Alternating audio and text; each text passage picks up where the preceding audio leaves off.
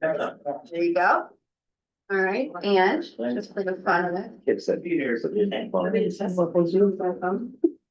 sure. I wanted to make sure.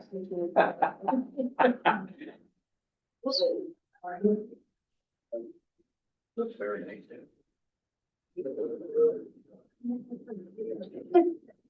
I think we're live. Okay, Are we live for you, Karen? We are live. Okay, great. I'm gonna record this. All right, everybody, good evening. Now we're live. We were, I just. Okay, and recording. Okay, good evening, everyone. This is the Monday, April 27th meeting of the Select Board. I am the chair, Erin Underhill. With me, I have Craig Schultz, the vice chair, and Ellen Rosenfeld, the clerk. I also have Mike Kaczynski, our town administrator, and Karen Gray DeMarzo, our assistant town administrator. Erin, can I just say one thing? Yes, Matt, we're continuing for 2 more, is it 2 more weeks, Mike? May 18th. 3 May weeks, 18th, May 18th for your piece. so you can Nothing's slide out. happening. You guys were correct and they're reviewing. But we'll continue until the So 18th, so you don't can have to leave. sit here. You can if you want. I wouldn't do that to somebody if they No. didn't, if they had an item that didn't need to be here. We have a decent agenda for the evening, so we'll get started. I did want to say one thing first to start. There's been some interesting activity on social media lately, and I just wanted to take a moment to say that we are, all 3 of us, people who are volunteers and have the best interest of the town at heart. And we all try to do our best for what's best for the town and all the people in it. And that is how we approach things. We debate, we discuss, we sometimes don't make a popular decision, but we do what we feel is best with the information we have at the time for everyone in this town. So I just wanted to lead with that. We do have some announcements coming up on Monday. This coming Monday, May 4th, is our annual town meeting. Everyone is encouraged to attend. It is at 7:30 at the Millis Middle High School. So that is Monday, May 4th. You need to be there in person to participate. We have how many articles? 20. 23, I believe. Around 23-ish articles. So it should go pretty well. It'll be a good meeting, so everyone's encouraged to attend. Also coming up the following Monday on May 11th is the annual town election. Everyone is encouraged to come out and vote. If you cannot come out and vote on Monday, May 11th, early voting is available at the clerk's office. You can call them or you can go in person to vote. We also had the Millis Housing Survey come out. You should have received an email if you're on the listserv. Or there's a link from the webpage, right, Karen? Yes. So it's just it's a survey about housing needs and specific to, you know, your own personal situation. And it's just for us to get a better feel for the pulse of housing in Millis. So if you could take a moment and fill that out, that would be wonderful. We also have yearly, we put out a town report. So the Town of Millis 2025 annual town report has been completed and it will be ready within the next week or so for residents to pick up a copy if you'd like one. It will, and I just want to say, a very special thank you to Victoria Schindler. Yeah, she's actually our benefits coordinator. No, she's our HR generalist. I'm not sure what her exact title is. She always worked on the town report. This is something she still took on this year, and she did an absolutely fantastic job, and we're submitting it for a potential prize at the Mass Municipal Association next winter, so we'll let you know. But if you see her, give her a little shout out. She did an amazing job. Yeah, looks great. Okay, so starting off our agenda tonight, we have our municipal moment, and it is our Millis Stitch and Sew Bears for Charity. Very excited to welcome Joyce Boyardi and Anne Marie Gagnon. with the Council on Aging, with their very lovely cuddly bears. Beautiful. Thank you. I appreciate you inviting me. I'm usually sitting there though, not here. So, I guess you'd like to know a little bit about the Bears and when they started. All right. So about 2.5 years ago, as a board member of the Council on Aging, we were talking about what we could possibly do for the community as a program. And I honestly don't know why it happened, but I said, oh, my mom used to make teddy bears in another town for charities. How about we bring it here? And the friends and Anne Marie embraced it. And it was supposed to be, I thought, maybe a handful of women who would get together Mondays and Thursdays and make some teddy bears and just enjoy. And it's turned into quite a lovely event. We are now 2.5 years into it. We've made over 1,000 bears and distributed those. We just have had our third fundraiser, which brings money in. We've also been featured recently on Channel 5, which was wonderful. They really highlighted what our girls do. I couldn't possibly have done this all without all of them, without Anne Marie's support, the board support, the friends support, and you folks, because this has become far greater than I ever expected. So, there. So yes, when Joyce brought the project to us, and it's, if you saw the Channel 5 on 5 for Good a few weeks ago, you can still find it online. It talked about how she brought the program that was her mother's idea originally at another senior center, and has now brought it here. It created this wonderful sense of community, brought people together to learn new skills, share old ones, and then all of a sudden have this amazing product that the best place to put it is in other people's hands, who may need this type of comfort. So everything from children's groups to municipal police and fire, other groups, just hospice, hospitals, just runs the gamut, and it's gone quite beyond Millis. And it's extraordinary. And then of course, the Channel 5 piece, which Joyce, thankfully, you reached out with them, they responded right away, and they put us, and put a spotlight on the program and on Millis, which is wonderful. We have a lot of creative talent, from your programs, other programs downstairs that give back to the community. And it's just something really special, and we wanted to, thank you for having us speak about it. Thank Karen for participating in the video. I was not available that day. And Joyce for your inspiration and what you bring to the group. I mean, as the ladies in the video said, it's more than just making the bears. There's camaraderie, it's support, it's a lot of chit chat, and, bringing new people in. And now with the spotlight on us, we have a lot more materials and a lot more interest, and many more places that we're gonna be sending these out, so thank you. Wonderful. Madam Chair, I just wanted to add, I was down there stepping in for Anne Marie, when they did the spotlight, but I sat with them for a while as they were making the bears, and it's fantastic, but you don't have to know how to sew. You just have to know how to chit chat, and perhaps use a pair of scissors to cut out, something, or stuff the bears, you can just join to join, and it was that feeling of that camaraderie. They were joking around with each other. It was just a great environment, so I do think it's like far beyond what just the giving of the bears. I think the whole idea of it has been wonderful, so it's been really something. Well, when somebody actually said, Congratulations. thank you, when somebody actually said to me it saved their life, Truly, the impact, I mean, every time I say that and tell somebody that, I get goosebumps head to toe, because it's a reality.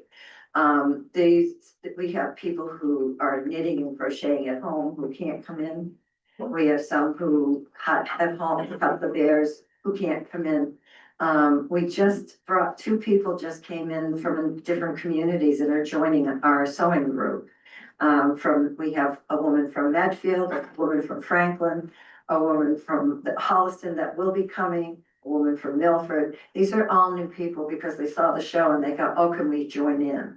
I had a woman drive today from Devon's, all the way from Devon's, and she donated, she's 88 years old, and she donated her fabric and all of her teddy bears that she makes, which are very similar to ours, and ready to be stuffed. And she and her friends stayed for 2.5 hours and jibber jabber. What's happened is people didn't know how to do things, but wanted to be able to do something for others. And they've learned along the way. And I now have people who actually sew who never knew how to. So it's nice. Yeah, That's great. yeah. Now Joyce, there's a GoFundMe, correct? Yes, yeah. So what does the money go to when you collect it? Okay, the money right now, Channel Five has it, I believe, still on their, on Channel Five, and the money will go to more materials. To be able to support the program. It will pay for the material, the stuffing, the eyes, the nose, anything, the yarn. It'll keep the program going, and it's great for people who've donated fleece, but it goes very quickly. Okay, Very quickly. We got out Joann's when they closed and thought buying $1,000 worth of fleece for $100 was gonna last us years. We've run out of it. So, because we do so many bears and there are so many places now, we've now gotten charities like Santa Foundation and yes. look, different places that have contacted us to be able to donate. And it's not just 5 bears, 10 bears, it can be 40 bears, 60 bears. And there's a need. The need is huge. We've got memory care coming on Thursday to pick up bears. Nice. So it's Nice. good. So if you had I guess, a wish list, if you like, outside of getting cash money for purchasing what you guys want specifically, if you could say, we always would like this, would it be fleece? Would it be stuffing? Like, what would you like if people were going to try to donate? Well, their time, if they wanted to join us. Okay, okay, Because I great. Yep. really think it's important. It's so heavenly down there. I mean, we all tease, but we get along so well, and there's such an eclectic group. You saw it, you see it, and yet we all have one purpose. So I would think people who wanted to join us. Maybe, I mean, our wish list would be to have a really good embroidery machine so that we could embroider. Okay, That would be awesome. We don't have that. I brought in an old machine that's mine and it does tiny little embroidery, but it's 28 years old. And it's very basic. I mean, if we had something like that. We've got a couple of nice machines that the ladies have brought in that are their own. But if we had a couple really good sewing machines. Okay. So that kind of stuff. that's important. That's good. I'm sure there's people at home listening right now, like me, that have a sewing machine at home that have not sewn anything in at least 10 years, that, Yeah. could probably use a tune up, but then maybe it might, be a good fit, so we'll see. Well, we've had, I don't want to say we're getting snobby, but we've had a lot of sewing machines that have been donated with good intentions. And they might, When we got started. yes, and they were wonderful when we got started, but the more advanced we've gotten and the thicker the fabric is, some of these machines can't hold up. So we Yes. really need to get a couple really good New heavy duty machines, machines, yeah. yeah. Mhm. The others are good for teaching, but for the actual work, a couple really good heavy duty machines. Okay, And a facelift in that room. I mean, we have we're kind of like broken shelving and, we're making do because the purpose of this is to give, but the environment is. I think we part of can work on that. it. Yeah, all a good Yeah, time.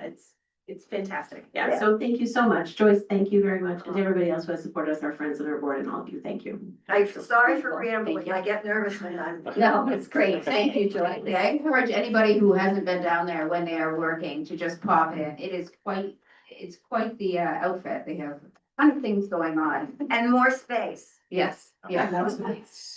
Oh, And I'm not asking for a lot. No, not at all. no. Not any more than anybody else. Thank you. Wonderful. Thank you, Joyce. Thank you, Anne Marie. Thank you. Okay, next we have some appointments. We have, DPW seasonal workers. Yes, thank you, Madam Chair. Every year we do appoint some seasonal workers to assist the DPW in their summer work. There's a lot of general maintenance, public works projects, mowing, raking, sweeping, roadside cleanup, painting, and other things that we need to have done. And we've gotten a lot of productivity out of these folks in the past. And so I am recommending this evening that the board ratify my appointment of Jackson Borst and Joseph Beret as DPW summer workers from May 26th, 2026 until August 28th, 2026. So moved. Second? It's been moved and seconded. All those in favor? Aye. Aye. Motion carries unanimously. Okay, the next appointment we have is a joint appointment with the Millis Housing Authority to fill a vacancy. So if we could have, who do we have? Who's here? So, Candace. So we have Spot, Okay, that Mary Ellen's on. okay, Yep. hi, So you want, and I believe that Carol Baker should be on as well. she was, Let me maybe just on make her sure. phone? Does that make a quorum? She was on no camera. Okay, perfect, that's fine.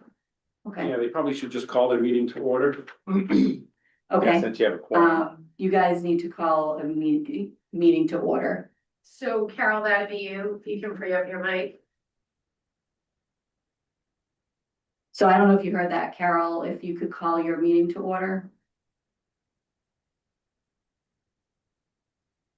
I don't see Carol, are you sure she's on? Yeah, she's actually. I see Yeah. her. I'm texting her. Can I call the meeting to order? So now Mary Ellen, yeah, as vice chair, yes, please. Carol Baker says she's on, but you can't hear her. So She's I will call muted. the meeting to order. Okay. Excellent. Okay, should I read this? Select board letter? The So you would letter, have her number down in the bottom right. Yeah, I see that. It appears muted though. Which should be on Maybe her. Mary Ellen could speak to the person that is, Okay, that they're Yeah. recommending the appointment of, to. At our most recent meeting, we voted to appoint Joe Degnan as a new member of the board. One of our longtime members had resigned because she moved out of town, and you have to live in town to be on the Housing Authority board. Joe Degnan has a lot of experience in housing. His work, his real work that he gets paid for is in the housing field in a nonprofit, I believe. And we think he'll be an excellent asset to our housing authority. A lot of knowledge. And so, Madam Chair, I just wanted to add, so this is an appointment of, a joint appointment of the select board as well as the housing authority, and that's because the housing authority members are elected members. So when someone resigns midterm, you can have a joint appointment to not complete the term, to step in until the next election. Mhm. So she didn't step down in time for this election, which is next week, So so 2 it'd be weeks from next now. year. So this will go through next year. Mhm. Does that make And sense? we've done similar with the school committee. before. Exactly the same. Mhm. so this is in accordance with Mass General Law, Chapter 41, Section 11. So the remaining members of the elected board with the select board vote to fill the vacancy until the next election. Okay, I move that the select board with the Millis Housing Authority jointly appoint Joseph Dagan as the Millis Housing Authority member through May 2027 town elections. pardon. So this requires a roll call vote. Madam Chair. Okay, all right, Ellen, aye. Craig, Yes. I'm a yes. And then you guys need to vote as well. Yes. Yes. All right, and then. Can you see Carol? I No, think it's Is just she a the phone? Is she the 5'8"? She's the Yeah, phone. Yes, that is But it her. looks like she muted. has it see muted. her, so. I don't know if she can unmute her phone. She's not muted. She just said for some reason it's not connecting. I think she was in the But she car, said is the that problem. She is, yeah, she had an emergency. So she is in the car, but she said that she is unmuted, but she is available. She's. She wants to know what everybody is seeing, but Nothing, Just her phone number. We just see your phone number, yeah, with a mute. through it. with a mute, a mute on her audio? Yeah, yes. You're not gonna be able to undo it, I don't No, think. it's fine. I think it's her phone. Yeah. Do they so have? a how many majority of you are there? My cell phone is not muted. How many of them are there? So Is two Scott- can vote and that's Is Scott there? fine. Yes, Yes, Scott voted, so you guys should be all set then if that's Yeah, the I mean, case. You don't, Three is a four. Okay, Perfect. and if two voted out of three, then I we're think that's good. sufficient. Oh, It's not like the vote would change the end result. Same. Okay, Right. Gotcha. okay. All right, Yeah. so that motion carries. Okay, Excellent. all right. Thank you very much. Oh, what time? Okay, we're good. We're good. Okay. Oh, hi. Oh, you're here. Congratulations. I know that you can speak also. Okay. If anyone, oh, had any questions. Joe was actually here. Joe, did you want to say anything?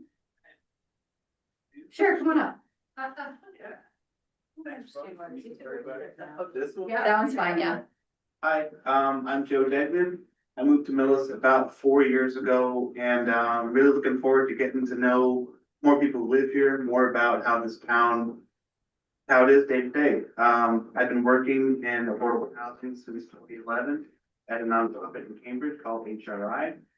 We have a portfolio of about 1,800 units, and when this opportunity came up from the recent, housing authority for projects here and the thing from Metro West, I got approached by Carol and Mary Ellen and looking forward to the opportunity. So thank you. Looking forward to getting to know you all a bit more. Wonderful. Thank you. And I love ginger ale my whole life. This. It's just, there's difference. So, love Millis. Okay, thank you. Welcome, great. All right, the next thing we have on our agenda, we're about 7 minutes late, but it's a continued public hearing. What? Oh. Yeah. A continued public hearing for stormwater land and disturbance permit for Woodlands definitive subdivision. So we need to open the Nothing. hearing? No, we opened it, Oh, because it's continued. yeah, Okay, I checked. never mind me. I looked at my motions. Silly. I know, I was prepared to. oppose it. Dan's gonna share his screen anyway. Right, Dan? I just did. There we go. There you All right, I don't know why I'm having. minimize that, yeah. Close out. There we go. There we go. That's good. Okay. Good evening. I'm I'm Dan American with Legacy Engineering here on behalf of the applicant. We've submitted to you an application Wait, for hold on a second. Did you open the hearing? Did I miss We it? did a couple, we. Yeah, Oh, it was this is continued. just a I apologize. continuation. A stormwater permit application, a land service permit application for a single family subdivision that's called the Woodlands. What you're seeing here on the screen is the existing conditions plan. It's about 54 acres of land that is mostly behind Cottage Ave. Cottage Ave is a private way that runs parallel to Main Street. It's a gravel road. There's a piece out front that connects to Main Street and then the remaining land in the back. The applicant is proposing to develop an open space subdivision. Give me 1 second.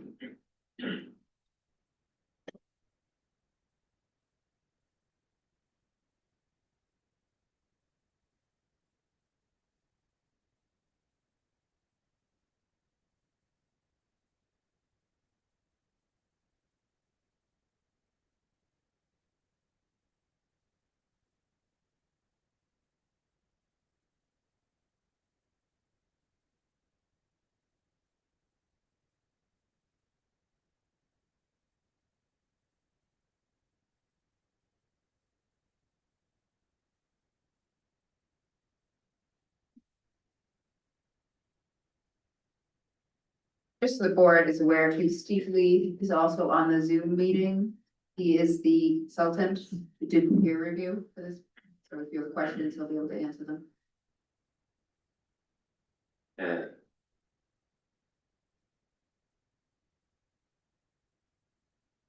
There we go. Okay, so this is an open space subdivision. The difference between an open space subdivision and a regular subdivision is in a regular subdivision, all the land is subdivided into lots and roads. In an open space subdivision, the lot sizes are reduced in size in order to minimize the total development. It's the purpose of it. It's a low impact development technique of development. So what we are proposing to do here is to develop 44 single family lots. There would be 3 new roads. We have a road coming in off of Main Street. This is just before Village Street as you're coming in from Medfield. This is Village down here. That would be the principal entrance. Would come in, circulate around to a cul-de-sac, then there would be a looping road that would loop back to North Street. And then a small connecting road in between. The rest of the land that's shaded here in green would be open space. Most of it undisturbed. The darker green areas that you see here are stormwater basins for the stormwater management system. And then this is a proposed open space feature that we need to talk about, and we'll talk about that after I go through the design quickly. This has been sent out for peer review. We have received comments. We're working on our response. So essentially just, I know you guys don't really get into the engineering stuff a lot, so high level, a lot of this property has no stormwater runoff discharging from it. It's a series of hills and valleys, and aside from the very front of the site near Main Street, no runoff leaves the property. So we have designed various stormwater infiltration systems, infiltration basins in different locations throughout the interior of the site. And those infiltration facilities basically take all the stormwater runoff from the development in those areas and allows it to soak into the ground, just like happens today. It's all pre-treated with catch basins, deep sump catch basins, sediment forebays, and then it discharges to the infiltration systems. Out in front is the only area where there is any discharge.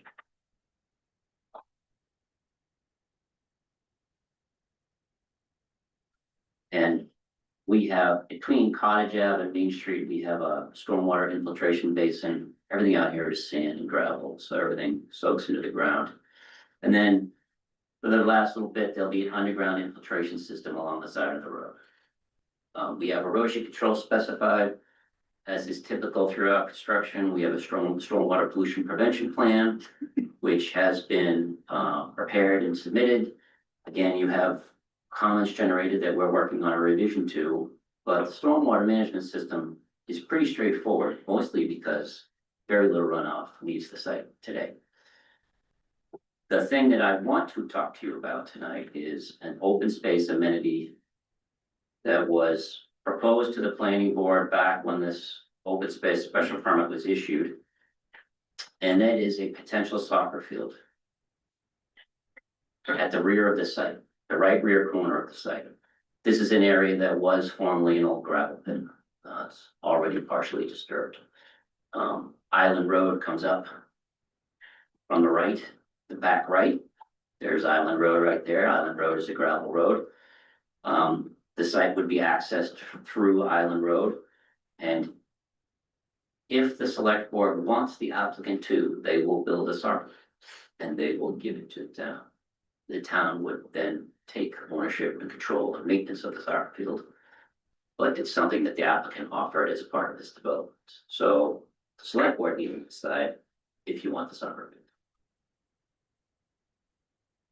You say it's accessed from Island Road, Yes, but Island Road's a gravel road.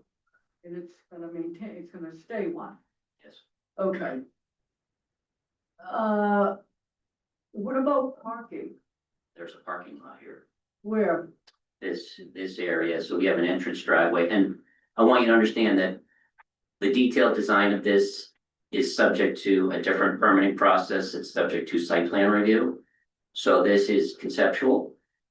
If you decide that you want it, we would prepare a detailed site design for the soccer field, and it would go before the planning board and then back before you with a more detailed design. But we have conceptualized an entrance gravel driveway that comes into a parking field right here. This is a stormwater basin. This is a stormwater basin. This is a stormwater basin, and this would be soccer field. And this whole area is presently disturbed.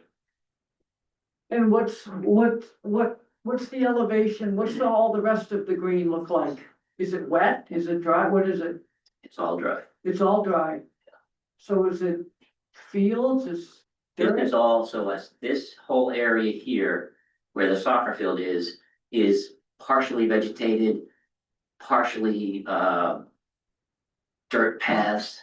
Looks like kids go But down what's- there and ride. But what's the rest of the Motorbike. Castle A? The whole piece that goes right out to Main Street? So this is all, the rest of the site is wooded. So all of the rest of this green area here would remain wooded and undisturbed. I don't even know where this is. I have to be honest. Really? Yeah, I mean, I know where Island Road is, and I've never been It's back there. I know. Yeah. Environmental Drive Yeah. and Main Street, it's basically all that land in between. Yeah. I've never been back there to look at it. though. No. So. I might have questions. Well, Yeah. See if the yeah, audience we has have a, questions. we have a soccer person here, we've invited. And she can't wait to get to the podium. That's not true. I just have questions. I'm Danielle Ferraro, and I am a member of the board of directors for Millis Soccer Club. I'm wondering, when you say soccer field, we love the idea, want to say yes, but there are different sizes of soccer fields, and currently we use Oak Grove, and each season we shift the field so that they don't get worn out in the same area. So when you say soccer field, is there a proposed amount of yardage? It's an 11v11 field, is full fields. You know, you can obviously split that up and use it for smaller fields, like it's common Right. practice, Yes, younger kids. right. But yeah, we're proposing to build a full soccer field. I can get the dimensions of that for you. I don't have those off the top of my head. Okay, that's what we wanted to confirm, because if it's wide enough and built, there's ranges for regulation size fields, and if it's on the higher end of the 11 field regulations, then you can fit 299s or 277s or whatever it might be. Yeah, I think you will be able to. Yeah, right now Millis only has 199, 177, and 111 V11, so this would be huge improvement. And similar question, that sort of almost triangular shape down there, is that all wooded? Is that what you were This, saying? yeah, that whole light green triangle area is all existing woodland and it's gonna remain.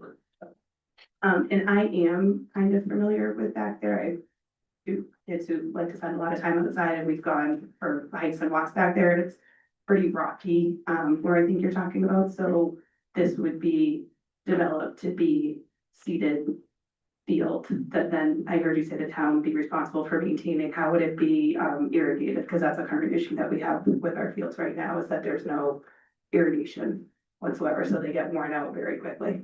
That's a good question. I don't have an answer to that. That was gonna be my question. Yeah, because we're in week 2 of a 10-week season, and that 99 field is already looking pretty muddy at the goal spots, so that would be something that the town would want to know how it's gonna be maintained, and who would be responsible for lining it and things like that. Yeah, and this was discussed with the planning board at a very high level, so, there needs to be some back and forth about, you know, what would be included in the build. And I need to talk to the applicant about that.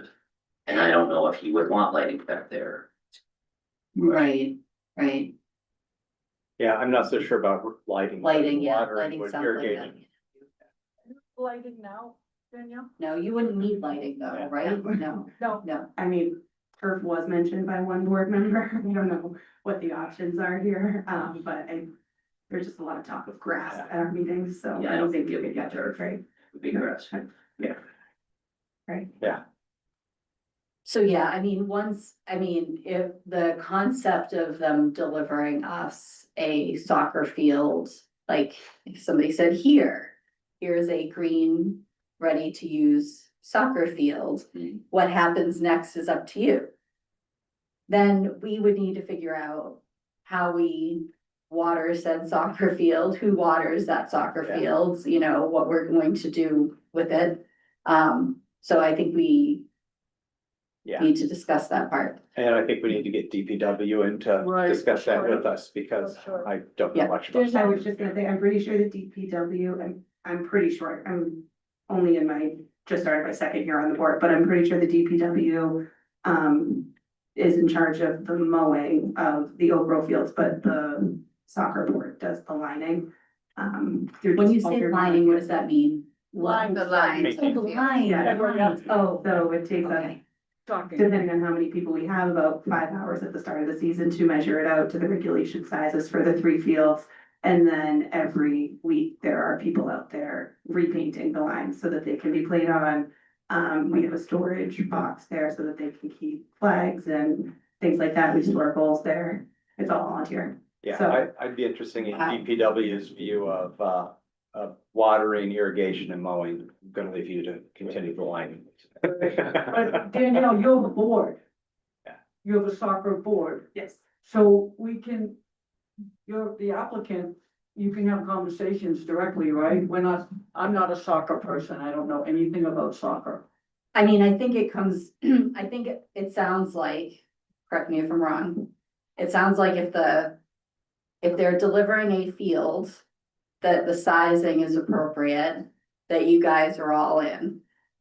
I think, yes. And that we would need to work out the rest of those Yeah. logistics in terms of, you know, what we do with it after. I mean, at this point, we have Oak Grove that we are very appreciative of, that we very much enjoy having that space, but it just gets worn out so fast. We have 7 teams currently sharing one 99 field, and we are told that we can't practice on the 99 field because it gets so worn out from hosting the games each week. So Okay. yes, this is a plea for fields. Okay. Yeah, I think we obviously aren't going to commit to it tonight, but I think I'm very interested in this opportunity. I think it's a great option. And I don't know what the next step is besides getting more information from our DPW about, maintenance and all that. Yeah, you would just have to figure out. Yeah. If you can maintain it, right? That's what it boils down to. Yeah. If you want it and if you can maintain it. Yeah, I'm very interested in it. I want to find out more details. Yeah.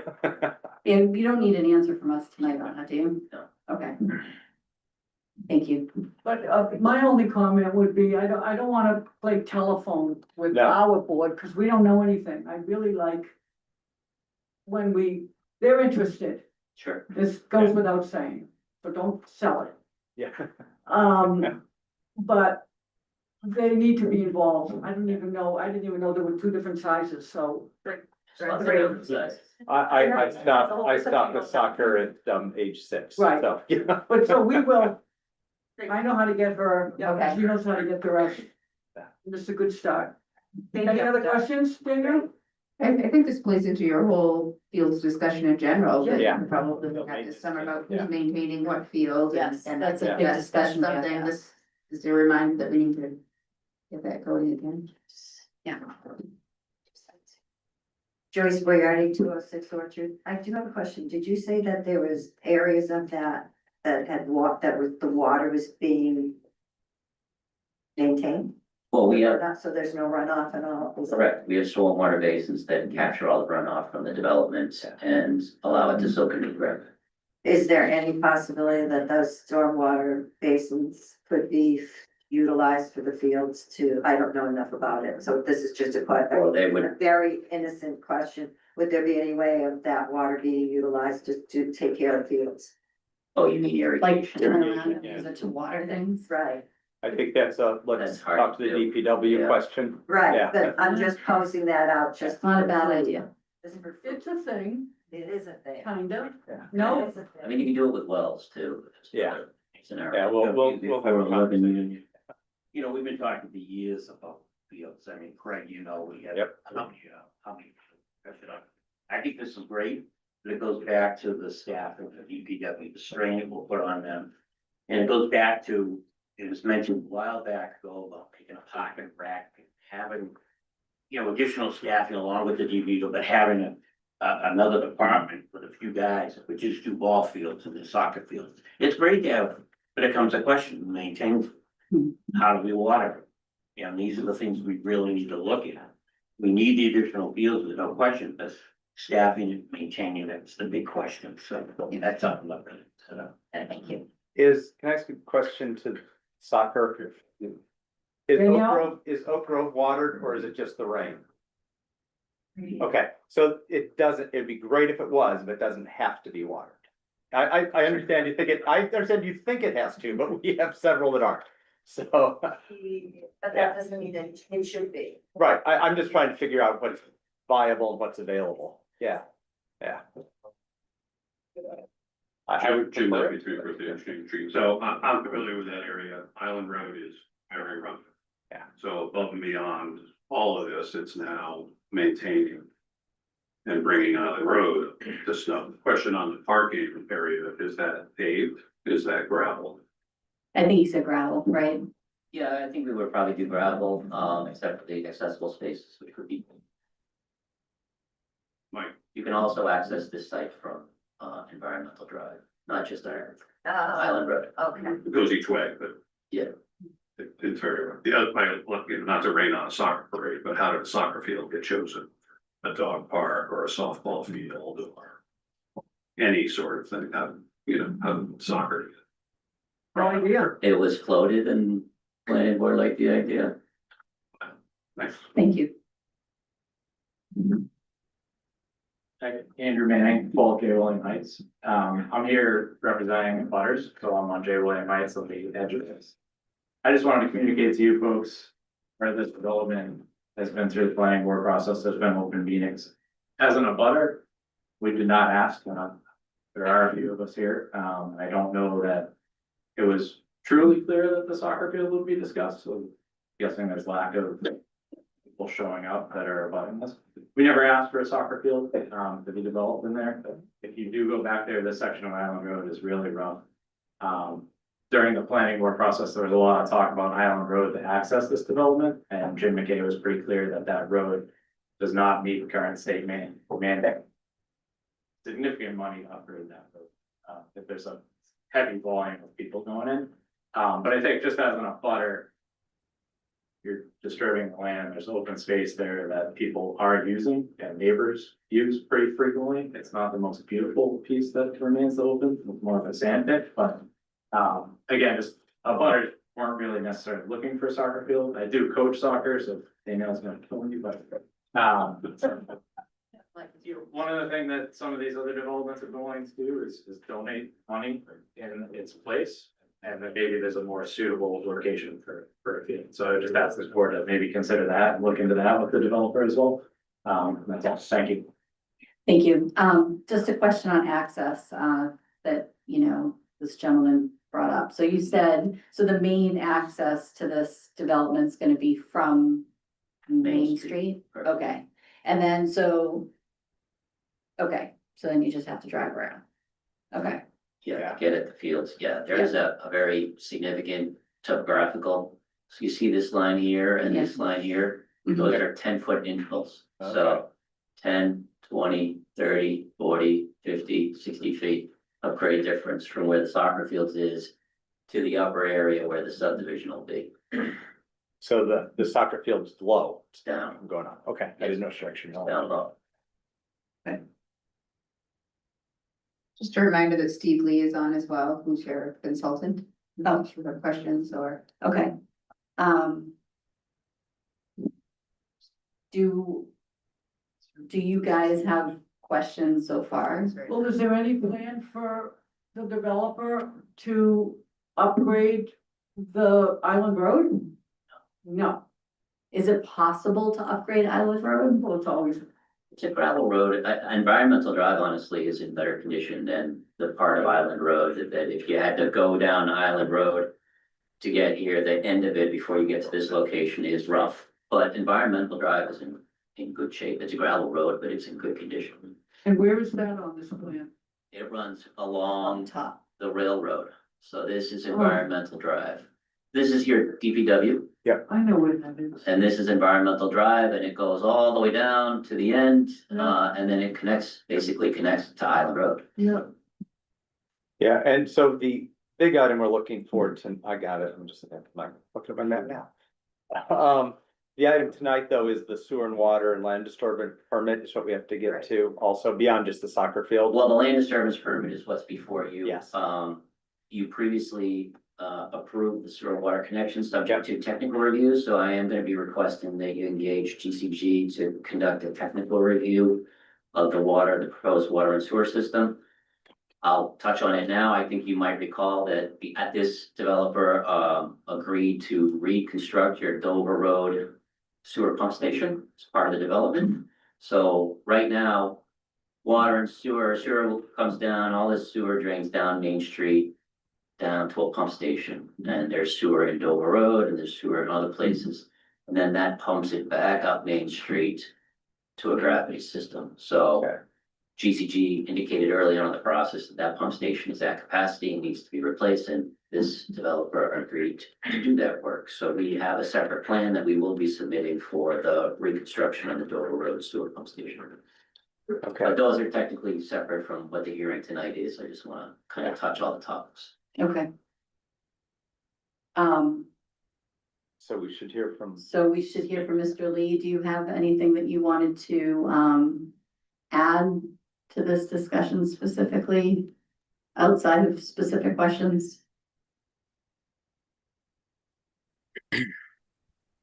Yes, hello. It is nice to see everybody on the board and for having me. Yes, so and please excuse my voice, what little voice I have. So the beta group reviewed the submission.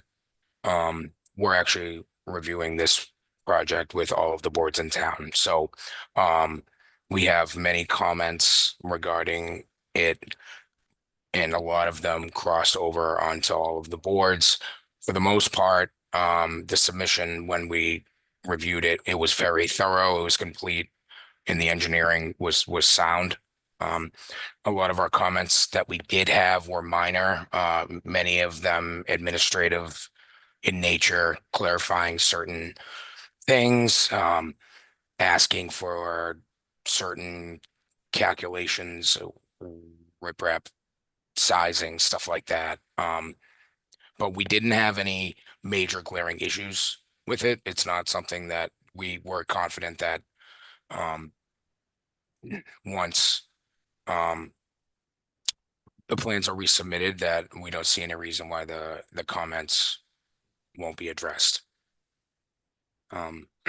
I can answer any questions, or I can go through individual items on my review if anyone would like that, but generally they're very minor and they're more about like stormwater calculations and stuff. Okay, great, thank you. And we are almost done with our revisions, so Steve, within the next couple of weeks, I know you're going on vacation, but within the next couple of weeks, we'll get that into the town, into you, for you guys to do your follow-up review. Right. Okay. At this time, do you guys have any further questions? On the board?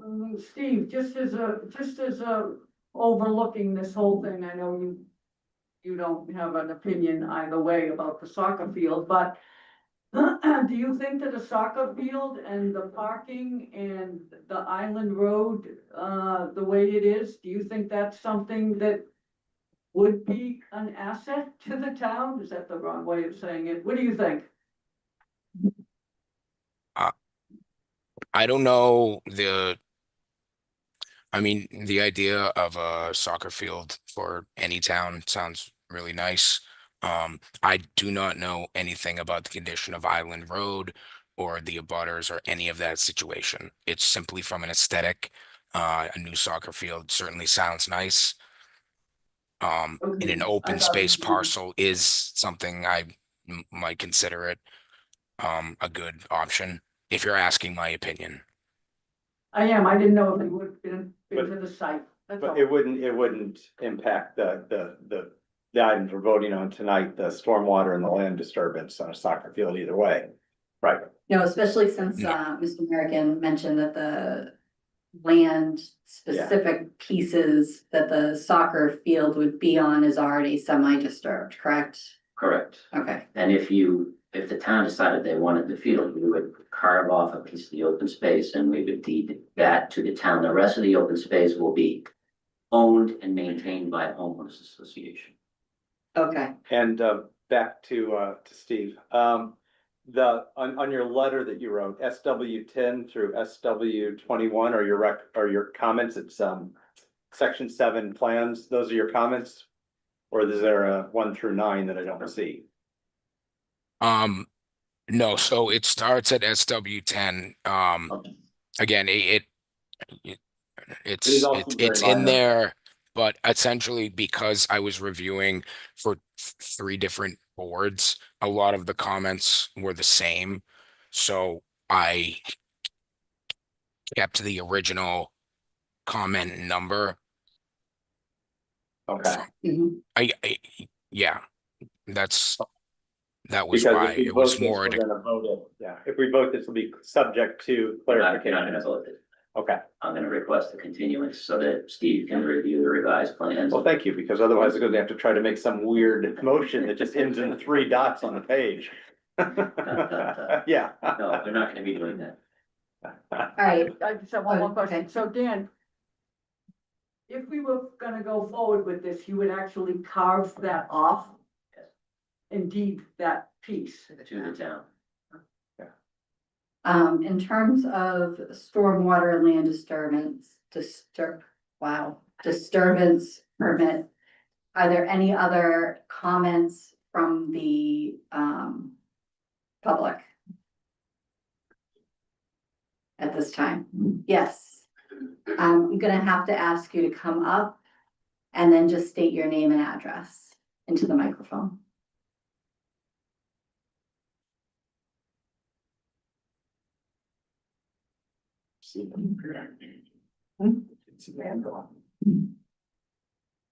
You can move it down a little bit too. Yeah, there you go.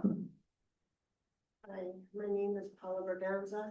I live at, You gotta You get gotta get closer. really close. Sorry. oh, Yes. Okay. Yeah, perfect. okay, my name is Paula Berganza. I live at 585 Main Street. And don't know how this is going to affect the area. What number of Main Street? 585, 585. Do you know where that is in relation to this? So, the corner. off my At the head. corner? Yeah, she's Okay. right on the corner. so she's right, here, right? Main Street and Oh, North Street. Cottage.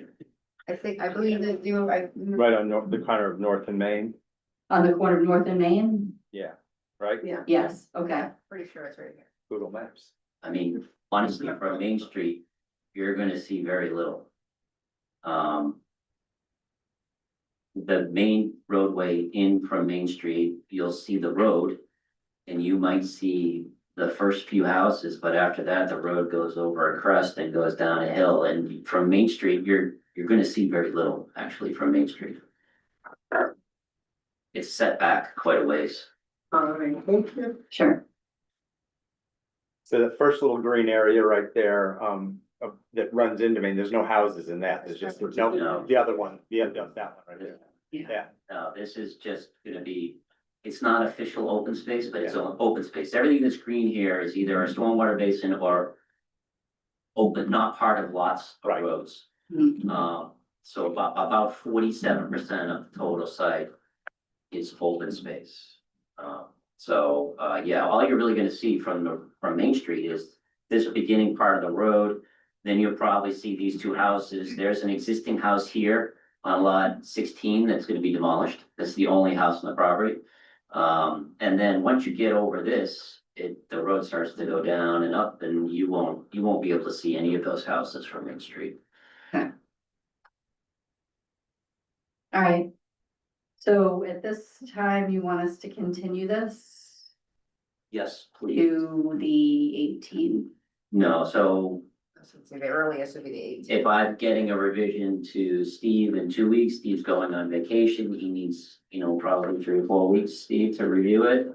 So I think we're looking something like 6 weeks out or So something we've like that. got June 1st, June 15th, June 15th. either of All right, those. we do have at least one more question. We have 2 more questions. Okay, yep. Hi, Lon Kim from 27 Cottage Ave. Yeah. I have a question, and I'm sorry, was there a traffic study from that? Gotta stay with them. Sorry, just trying to point where she can come over. They gotta be able to hear it. It's where that new roll right there, where that mouse is. This Oh, no, right, no, sorry. here, Okay. Right, yeah, right there, the main entrance, the main the entrance. main entrance. Yeah. There is a traffic study, it's on file with the planning board. Then what about the traffic study on North Street? That's also included. Okay. All right, we have one more question. Joe Dedman, 244 Orchard Street. What's the acreage of development? It's about 54 acres, a little less. How many bedrooms in the development? It's designed for 4 per house, so 176. Thank you. And I have one question also. Okay, Mr. Duffy, I'm gonna call on you. This is, you can nod. Is this on our list of sewer capacity reserves? it's No, not. Yes, it is. I thought- It is. It is. Well, we did approve a sewer for it. Yeah, it's been approved. Yeah, it's on the list. It's approved. We're carrying it in the wrong place. Right, Unless okay. it's under a different name. right? Okay, It's on proposed projects, but I'm not aware that it was. Okay, it has been approved. I remember. approving it. Okay. Yeah, Yeah, it Was was, it get approved? Yes. I'll have to look back. I don't It was a know. while ago. I'll reject it. Yeah. I'm sorry, so June, you have June 1st or June 15th, or then you're looking at July 13th? Good So with then June one meeting in 15th. July and one in August. I'm good with June 15th. Would that work for everybody else? Yeah, I think June 15th? June 15th. So- is so right.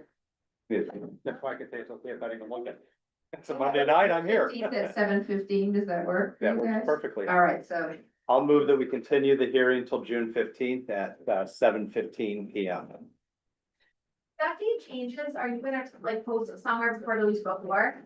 Well, we can't change that date, but we will, if you get here at 7:15 and we do this, walk out the door. Okay, that's what we did with the last hearing that's coming up. So under state law, we have to either hold to that date.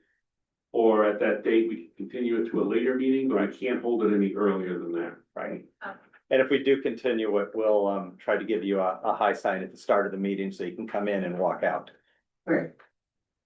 All right, so I have a motion. Yes, it was to continue it to the June 15th. Second.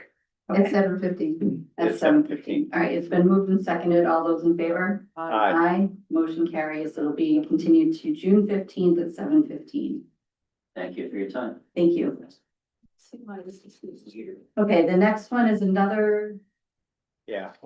continuance, another public hearing continuance that we are going to re-continue. Do Yeah. we have Christine though? Yes. Okay. She should be on. Christine, can you hear us? Hi, yes, this is Christine. There you go. Hi. Hi, Christine. Hello. So at this time, it sounds like we might not have, all the answers we're looking for just yet. Yes, that's Okay. correct. I just, Okay, I'll make a motion that we continue this hearing till May 18th at 7:30. Second. Okay, it's been moved and seconded to May 18th at 7:30. All those in favor? Aye. Motion carries unanimously. Karen, I think you turned off our video. I'm like, I'm proud. You clicked on it. I watched Oh. Sorry, thank you. it. Those magical things just happen. Yeah, but why is it still not showing, you see? Right, I don't know. I'm like, what the heck is going on? Right? Multi-speaker. maybe hit, Gal- no, If I talk now, no. Click on that, call the picture. Gallery. Look at, the video's on, right? Am I losing my mind or? Yes, Okay, yes. yeah, your video's on. All right. sorry, I don't know why. Okay, we'll carry on. Hopefully, folks can, It's showing it, At I least I hear can see it us. on YouTube. So those Okay. who watch on YouTube, it is Okay. showing. I don't know why it's not showing here. All of a sudden it stopped showing. all right? Okay. I'm okay with that. Where you are. All right, well, the next item we have is the Millis housing discussion. This is a continuation of the discussions we've been having. We had a meeting on March 23rd, as well as April 6th, where we discussed the potential for a land transfer to the Millis Housing Authority. What happened through those meetings is we had a series of discussions about two specific properties that the town owns, which is the Braun property and the Cassidy property. We discussed a lot of concerns with those properties. The very high level summary is that the Millis Housing Authority is looking for us to transfer a parcel of land on which to build 45 units of affordable housing, which is truly affordable housing, which is 30% of someone's income. It could also be referred to as a 40B, but it's not the same as all of the other 40Bs that are out there. This is something that is truly affordable for residents of Millis that otherwise may not be able to afford to stay here. There's been a lot of great questions asked, and we have put together, we've done some research and we've put together some answers. Do I claim to have all the answers? No. Do I hope that we're able to get through and answer some things a little bit more clearly? Yes. What we ultimately decided to do in conjunction with Millis Housing Authority is give this issue some more time. So we're looking to potentially revisit this for our November town meeting and make a recommendation closer to that time in terms of a parcel to recommend to town meeting to approve or deny for housing. So let's see, how do we want to kick this off? Do you want to start talking about anything specific, or do you want me to go down this list? You can So start. we can talk how, you asked us to review them. Yeah. Yep, so we all reviewed, we all rewatched hours worth of meetings. And it was a very lively weekend in my house. There was a lot of good information given. We had legal counsel with us at our the last meeting we discussed this at on April 6th. We also had, we were sent a great list of questions that we could get a little bit more granular into. So we're going to talk about some of those as well. There were a number of concerns, things like related to wetlands, things related to sewer, questions related to traffic and wildlife. We're going to talk about all of these things. I'll also take some questions for sure, questions and comments. So what we'll do is we'll just kind of start going down this list, and I guess I'll start with some of it, and then you guys can kind Maybe of jump some in. history after that. Oh, yeah. Oh, yeah, you know what? Why don't you start with history? Ooh, history. Yeah. I love History. history. All right, I'm I gonna like it. start out by saying this is the 1998 annual town report. My wife made fun of me because I have a shelf of these from 93 and I moved to town, and I almost threw them away last year, but I didn't. And for the first time ever, I referred to it. Just a quick plug for Victoria. This is 98. This is the current one. Night and day difference. This is almost unreadable, but I did. And this is a joy to read. So very nice. I hope we win the award. If not, most improved. So I looked back in 98. 98 is when we voted to buy the Cassidy land. It was the Maytown meeting. It was Article 17. And Article 17 said, basically moved that this land be sold for municipal buildings and municipal parking areas. That's it. That was the all of the Cassidy land was originally voted in May of 1998 to be municipal buildings or municipal parking areas. And that passed with a majority vote. I don't see it on here, but it says majority. And then the very next motion, interestingly, Article 18, was to set aside the entire parcel as conservation land.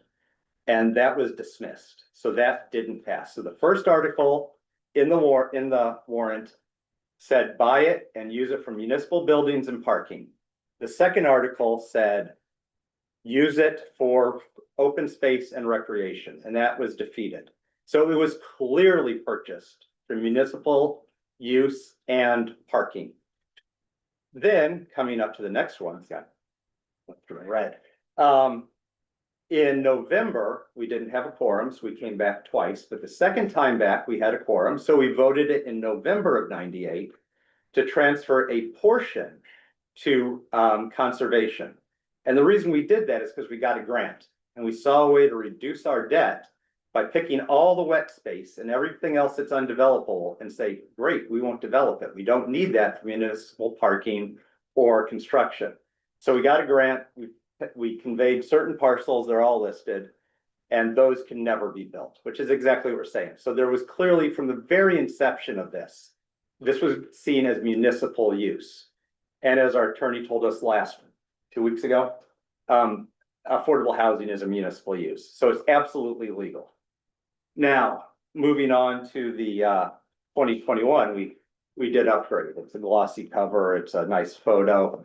But 2021 report, we bought the Braun property, and I believe this was November, but I think it was a beautiful day. No, it was spring. It was spring? No, Yes. May 1st, you're right. Okay.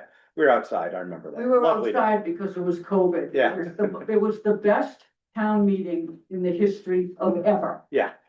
So, It was a gorgeous day and It it was was nice. outside. A little windy. yeah. A little bit. It was a lot of work to. But anyway, Article 20, not to digress further, Article 20 conveyed the Braun property. And in this case, there's a line in the motion, the town can use the land for whatever purpose it decides, whether affordable housing or senior housing, open space, or even sell it. That's right there in the motion that was voted on. Next line down, Ellen Rosenfeld, not a member of any board at that moment, said real estate's always a good investment. Another person spoke and said, maybe we should look at putting affordable housing here. So from the very inception, the Braun property was always considered for housing of some type, affordable, or open space. It was available to use for whatever we wanted, but it was never, ever restricted. So none of this land is restricted. We're free to do with it as we choose. Well, the interesting thing about the Braun property was it was the right of first refusal. Right. Millis had the right of first refusal, and we were bidding against Bob Fox. And he had a bid in for $1 million to build a 40B or affordable housing of some sort. So there was a whole, was it gonna be I senior? think it was senior. For over 55? Yeah. So it was going to be housing from the get-go. And I remember speaking at that town meeting, and they quoted me in the book. I don't actually read them like he does, but First time ever. I remember there were a lot of people, we were talking about sewer at the time, so somebody thought it would be a great place for a package, a sewer treatment plant. There was all kinds of things thrown around. So it was never, ever, considered for open space there. Right. And so I mean, that was the first point, that it is allowable. A lot of people think it's not allowable from its inception. From each of the purchase dates, they've been set aside, both of them. And the Braun property is a 10-year fixed principal payment borrowing, which meant we pay $100,000 each year for 10 years, and we only pay interest on what's outstanding. So 21, you figure there's a few more years left on it. 98, I don't have the exact turnaround, but a 30-year would be almost paid off on that one too. So I think they're both either almost paid for or paid for, and they certainly will be paid for before the loan is broken on either side. Excellent, thank you. All right, so what else do we have? All right, so at this point, I'm just gonna go through a few other items. There were some questions raised about age restrictions, within this particular proposed, development. And I'm looking at Candace because she's going to correct me if I'm wrong. The question was specifically if children would be allowed to live with a senior in the housing authority, but that would be a no, correct? So that is a no. That is a no. So this is the senior, yes, go ahead. More to say about that part. Okay, yeah, no. Age restricted, and there's a reason for that. So no, children will not be allowed. Yes. We're looking at elderly, non-elderly disabled. Okay. And while you're here. So, I was wondering if you would just, one more time, go over the process of acquiring the land The question was, do we give the land to the state? Who will maintain it? And who will construct it? So the land will be designated to the housing authority. Mhm. The housing authority will create a ground lease and go out to bid for the design and the development. And then whoever wins that award will maintain the facility itself and pay back into the town for the taxes. And then pay into the housing authority for the ground lease, but the housing authority will maintain the ownership of that parcel. Mhm. Thank you. All right, and then we had the priority for this development, the priority would be for Millis residents. Correct. And it would always be a priority for Millis residents. Correct. So we're looking at putting into the RP a local priority of preference. So local veteran. Mhm. So wait, just so I'm clear, that means that the CHAMPS process doesn't apply because the RFP will have a restriction in it. So if we have 25 Millis residents on the waiting list of 9,000. Correct. Well, you won't have that wait list. The wait list is different. The competition is different. You're not inheriting Okay, the CHAMP wait list. So it will be created, a wait list will be created according to the property and the way that they reach out to develop this. And of the constitution of that wait list, local veteran will have that priority and preference. okay. So if there are 25 Millis residents that need to move in and there's 45 units, we can be pretty sure that 25 That they would Millis have residents would move in. And we're not gonna leave the other 20 units sit empty, so other people would move in, but, Correct. and as they became available, Millis people would backfill those spots. Correct. I mean, because there may not even be as many Millis Right. residents as there are vacant units that they're needing to fill at that point in time. And that makes sense, but we had people who were quite adamant that we couldn't deviate from the process that says that 9,000 people for first come, first CHAMP served. does not dictate to this property. Okay, and then in terms of tax implications, in terms of like town services and like a tax on town services with this development coming in. The people that, for the most part, that are on this list are already Millis residents, correct? So like they're on this list to get into this housing, but they're already Millis residents. Correct. If they apply to this property, then, Right. you know, as Millis residents, then yes. So they're already covered under the town services. Correct. So that it would be like a lateral move, so to speak. Correct. You're saying what that draw would be, yes. Right. So if there's somebody in Millis who moves in there, they're already using Millis Police and Fire. Correct. Yeah, and they won't be using Millis School because no kids are allowed there. Correct. Right, okay. Let's see, what else was I going to speak to? Also, I think it was important to traffic study wise, even with like what we were just talking about in this development, which I found very interesting only because 4 bedrooms, how many units? So probably what, 50 units, traffic studies and that sort of thing. You're legitimately looking at 45 units, 1-bedroom units, age restricted. The draw on traffic, which those traffic studies will also be done, and I think this has been a concern, regardless of like the layout that was brought up in one of the other meetings, across from the park or anything like that. All of those will be done, but you are talking age restricted, so many of which do not even drive anymore. And that they're 1-bedroom units and there will not be children, so that draw on traffic is very minimal. But a traffic study is still gonna Of be course. required. Yeah. Absolutely, as is due diligence for anything like this. Right. What else did I have? You already answered that. Just for kicks, because I had it on my list. I got the absolute current number right now for affordable housing. We are at 5.7% as of today. So I just wanted to say that this would count towards our affordable housing stock. But we are currently at 5.7%. I know that has come up multiple times. We just talked about whether this would be a municipal use. Craig covered that. I can talk about some land stuff. Yeah, you talk about land stuff. Okay, my favorite subject. I know this is gonna We each be. have our areas. We do, and this is gonna be so boring to many of you, but I'm saying it anyway. Too wet. The land there is too wet. The land in both properties are too wet. Some pumps, particularly, people in, Timberline have some pumps.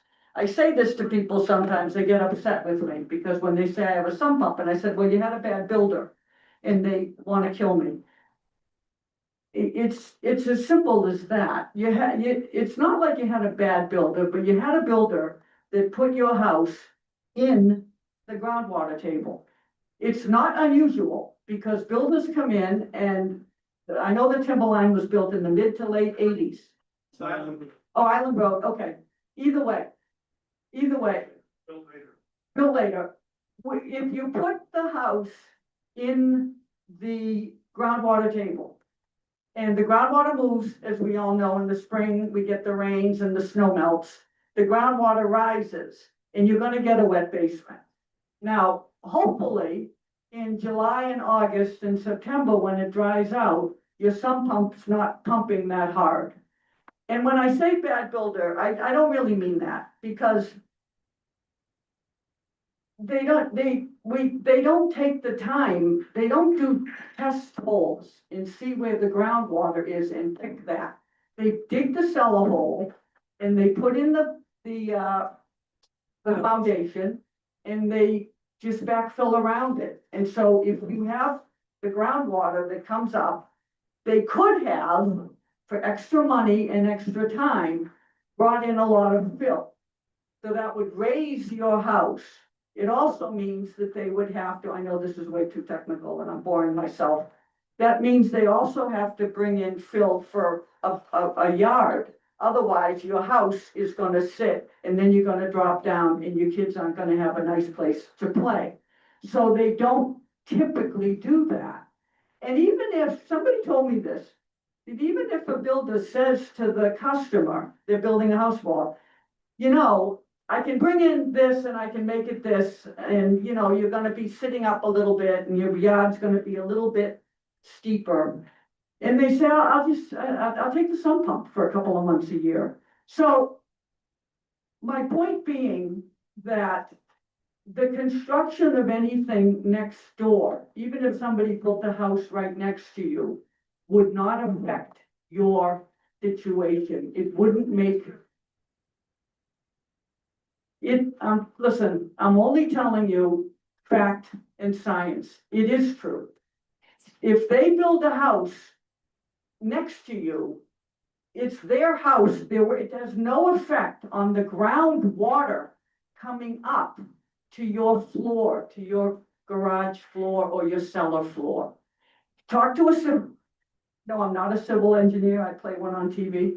But if you talk to a civil engineer, anybody, it's simple. Just Google it. Why do I need a sump pump? Because your house is in the groundwater table. That's all I'm gonna say about that, because I don't want to upset anybody. I'm not here to do that. A wetland, people say a lot, it's a wetland. Cassidy Farm is a wetland. Ron is a wetland. They are not wetlands. There's some wetlands there. There's the difference between, and this is very nuanced, there's a difference between wet land and a wetland. A wetland is a specific designation. It depends on soil conditions and vegetation. And when a botanist, you know, an expert, a wetlands expert goes out and stakes it, they know what they're looking for. And both properties have been staked for wetlands, not wet land. Now, I personally know Cassidy, and I actually know Dawn, I'll tell you that story later, but I've been out there in July and August, because I went out there to bump into Lobasa, who mows it, he hays it. Well, you can't hay a wetland.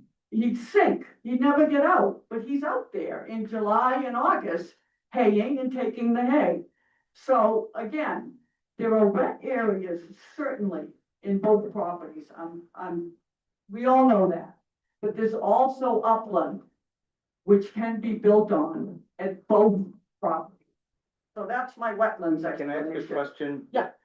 When we put this out to the comprehensive permit, though, there will have to be a wetland, capital W, capital L study. And if that fails, this can't be built regardless. Oh, yes. So as this goes out, and Candace, this is an honest question, I'm not sure. There will be an RFP, because I know that came up at the last meeting. The RFP, will there be a draft or a layout of a framework to an RFP we can see prior to going to town meeting to vote this? We can definitely go on together. And that RFP framework would talk about building height conceivably, or mechanism to get to building height. That we have a community involvement group that studies all that. So we can put together some guardrails before we go to town meeting. So we can put together what the RFP is gonna look like and the Yeah. conditions that we're gonna request. As far as specifics go, we would not be able to do that because we don't have a designated parcel in order to do that. We have to know exactly what that land composition is gonna be in order to know what the dynamic of the structure. I think you should consider them both. Yeah, I think both parcels, I that's why would we. consider them both, but not. Twice the work. Right, You're right. we can't get a final RFP, but But to go to town meeting, right, when we go to town meeting, we're going to go with a parcel Yes. in Yes. mind. Yes. So at that point, prior to town meeting, Yes. I mean, depending on how far in advance that's decided, that could be Yes. feasibly looked at. Correct. If Yes, we- it'll establish, Do it sooner just than- what you're asking about, depending on how big it is, it'll affect the density of the project Right. too. There are definitions that you don't wanna get specific on if we don't even know Right. how much acreage we're working with. But we could build in things that if sewer hookup, which I know is an item coming up, is required, that's of course, or sewer system upgrade, that could be spelled out that has to be considered as part of the RFP. Conceivably, not saying what they're gonna be, but that if you can't do it, we're not doing it. We're not gonna run a sewer from the Braun property to one of our stubs in Medway or the other side. It's There'll gonna, be, what you're basically looking at is project eligibility or viability. yes. Correct. Yeah. All right, that was my question about that, Okay. but it'll certainly decide whether if it's wetlands, and if it's wetlands, capital. Yeah, this it is won't all, be built. listen, Yeah. listen, this is all science. That's what's so good about this. Science and math. All of it. What a wetland is, you get two experts. Maybe we get, GCGO, has an expert, but it's all science. So it's kind of not left to interpretation. And if the abutters say they question the wetlands designation, they could hire their own wetlands expert. And the two scientists talk to each other. I mean, I hope that we don't get to that, but it's a possibility. So that, I'm not done yet, I Scott. know, Just give I'm me- gonna wait for you, I'm gonna wait. Okay, so, Craig brought up sewer. Let's talk about sewer, because the stuff thrown around here that is just, I don't know where the information is coming from. We've been hearing about the sewer manhole in, Exchange and Island Road. There's a manhole in the middle of Exchange Street and Island Road. And a couple of people have mentioned, well, we can't tie in there because it's high pressure. Okay. You can absolutely tie in there. There were two things going on. I knew there was something wrong with that. So I talked to our consultant, Mike Carter from GCG. Absolutely, you can tie in there. There are two things going on in that manhole, okay? There's a gravity sewer main coming out of it that goes to Medway down Island Road, like along the railroad tracks. But there's also a pressure main that comes from Orchard Street and pumps into it. Then it goes to gravity to Medway. If we choose Cassidy, you can absolutely go into that manhole and go gravity to Medway, unless the building, the elevation is lower than Exchange Street, which you can still tie in. You would need a small pump station that's like 50 grand, not like $1 million. So you can tie in there. Now, on the flip side, you can also tie in Braun in Millis. It's not in Medway, it's in Millis, on Village Street. But even if it wasn't in Millis and it was only in Medway, you can still tie in. There are no There are no boundaries. Medway can't charge us for tying in. It all goes to the same place. So either place has sewer. That's that piece. Now another piece, sewer capacity. We've been hearing about we're out of sewer capacity. I know, again, they gave me all the boring stuff to talk about, but here I am. Sewer capacity. So as many of you know, I started going to the Charles River Pollution Control meetings. I go once a month. I've been going for 4 years. And as many of you know, if you follow us, we created a sewer policy. I don't know how many, maybe 3 years ago, something like that. Yeah. So we have a policy. Jim's here. He's on the commission and he's on the committee. Right now, at this exact moment, Charles River Pollution Control has Millis at 72% of its capacity. That is actual capacity. 72% of 628,000 gallons. That's our contract with Charles River. We get a capacity total of 628,000. We're at 72%. When I say actual, this is the tricky part, and I know some people don't like it, but it is what it is. Actual means 55 gallons per bedroom. 55 gallons is what we use per bedroom. That's based on measurements that come out of our town. Yes, and Charles River uses that number, but there's another number that's a little bit tricky. It's called the maximum number. The maximum number is double that. It's 110 gallons. Charles River uses that number for planning and building. I'm going to explain that.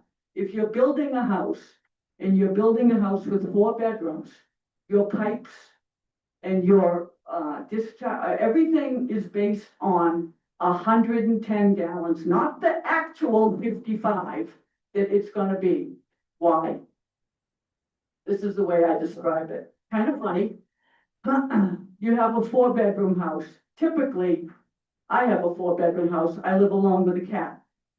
Typically in a 4-bedroom house, there's not 4 bedrooms going all the time. But on Thanksgiving, you have a house full and your sewer capacity has to be sized to handle Thanksgiving. Thanksgiving doesn't happen every day. That's why the 110 that you piped and planned and built reduces to 55 as soon as your house is built and you're now paying your sewer bill and Charles River is calculating it. So if you use the 55 number and you count in everybody that's on it right now, everybody that's paid a betterment, all of the subdivisions that are proposed and have gotten a sewer permit from us, which includes Tresca, by the way, it includes Tresca. If you add in the 5% that we decided as a board to hold, and you've got all the betterment people, and you put them all in, we have like 6 subdivisions, I'm not gonna name them to bore you. We are under the 628,000 gallons by 78. We have enough sewer capacity, this project and other projects. And I wanna say one other thing. We have been negotiating now for almost 3 years that, Erin, you're leading that charge. You can pick it up. We are negotiating with the town of Franklin to purchase additional sewer capacity. So I've been to 2 meetings so far. We've got another one planned in the near future, to see what we can do to increase our sewer capacity in town. Again, we have enough capacity for what we're doing right now, but we would, of course, like to have additional capacity for future projects and not be close to our capacity. So that's something that we've been investigating, and we're just trying to take the proactive approach. Right. but it's looking good, I thought. Yeah, and It's it looking basically good. came down to, when the plant was built, Franklin bought a lot more capacity than Millis, and they didn't need as much as they bought, and we should have bought more. Right. But we have the opportunity to rectify that. Right. I have one other thing. I know a lot of people, don't, or a lot of people think that there are other parcels in Millis that we can use. We should research more. Okay. You're the town report person, so you know, right? Why don't I take a moment and we'll let Ellen calm down and we'll Right. move on to wildlife. Okay. So a palate cleanser. I looked at the open space and recreation plan. This is about a 300-page book. I was at work, I printed the cover and one pertinent page. But it's a nice book, you should read it. It looks almost as nice as our town report. It's very, very informative. Of course, I didn't highlight the important part. So it tells you about everything about the land, all the town, all the open space we have. So basically right now, Millis has a very large amount of undevelopable land. There are 7,872 acres of land in Millis. And 2,519 are conservation restricted or otherwise protected. So right now, the town owns 411 acres of protected land, formerly protected. That's land, the Cassidy Field is actually a map that shows them all. Nobody will read that, but on the Cassidy Field, there's a line that goes right down the middle of it. Protected, not protected. So it's black and white in this book that was written in 2021. So it's pretty current for town standards, very current. But 2021 plan line right down the middle of Cassidy, protected, unprotected, which goes back to my first point. But then also there is 1,419 acres of privately owned land in conservation easements. Now, the only other job I've had in my life besides the YMCA and working on the loading dock for a bit was at the trustees of reservations. Conservation protected means it can never be built. Tangerini's Farm is in that. There's some land on Plain Street as you're heading near Roach Brothers, back in that area. That's all conservation protected. There's a lot of conservation protected land. It can be used for whatever you want, except you can never build on it. People can hay it, people can play on it, people can own it, it can be used, but it can't ever be built. And then the Army Corps of Engineers owns another 689 acres. So that works out to 32% of Millis is absolutely unbuildable. Actually, it's 31.99949, but I don't want to be accused of lying and rounding wrong. So it is 32%. The other pieces are population density. As you look around here, our population density is 696 people per square mile. Again, refer to the town report. Phenomenal book. Found on page 2. Medway has a population density of 1,136, about twice ours. Medfield is 1,348. Franklin is a little better, it's 1,100.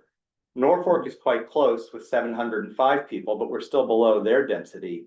Only Dover and Sherburne have less. Dover has 362 and Sherburne is 275 people per square mile.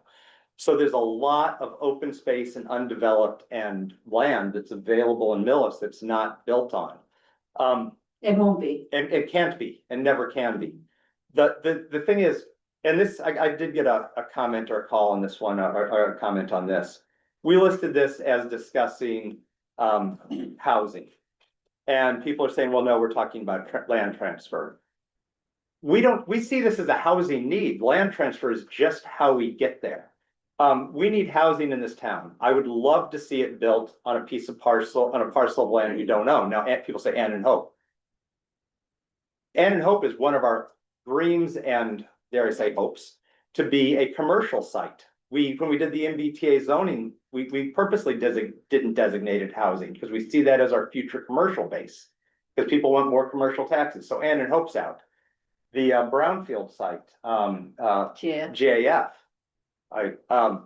highly unlikely that will ever be built by anybody, and Ellen's got more research on that, so I'm not gonna step on it. But the only land we've got is these two parcels. I mean, that's it. So if we're talking about housing, and we don't want it on Braun, and we don't want it on Cassidy, we really don't want housing. Because there's not another place we can do it. Our state reps will talk a good game about helping us out, but they can never compel GAF to clean that site to the level to accommodate housing. They can ask them to, they can support our request that they do, but they can't be compelled. And I really don't want Ann and Hope to be developed into housing, because I want it developed at least on the first floor. Maybe second and third floor could be housing, but the first floor would be lovely for commercial. So And- occupied.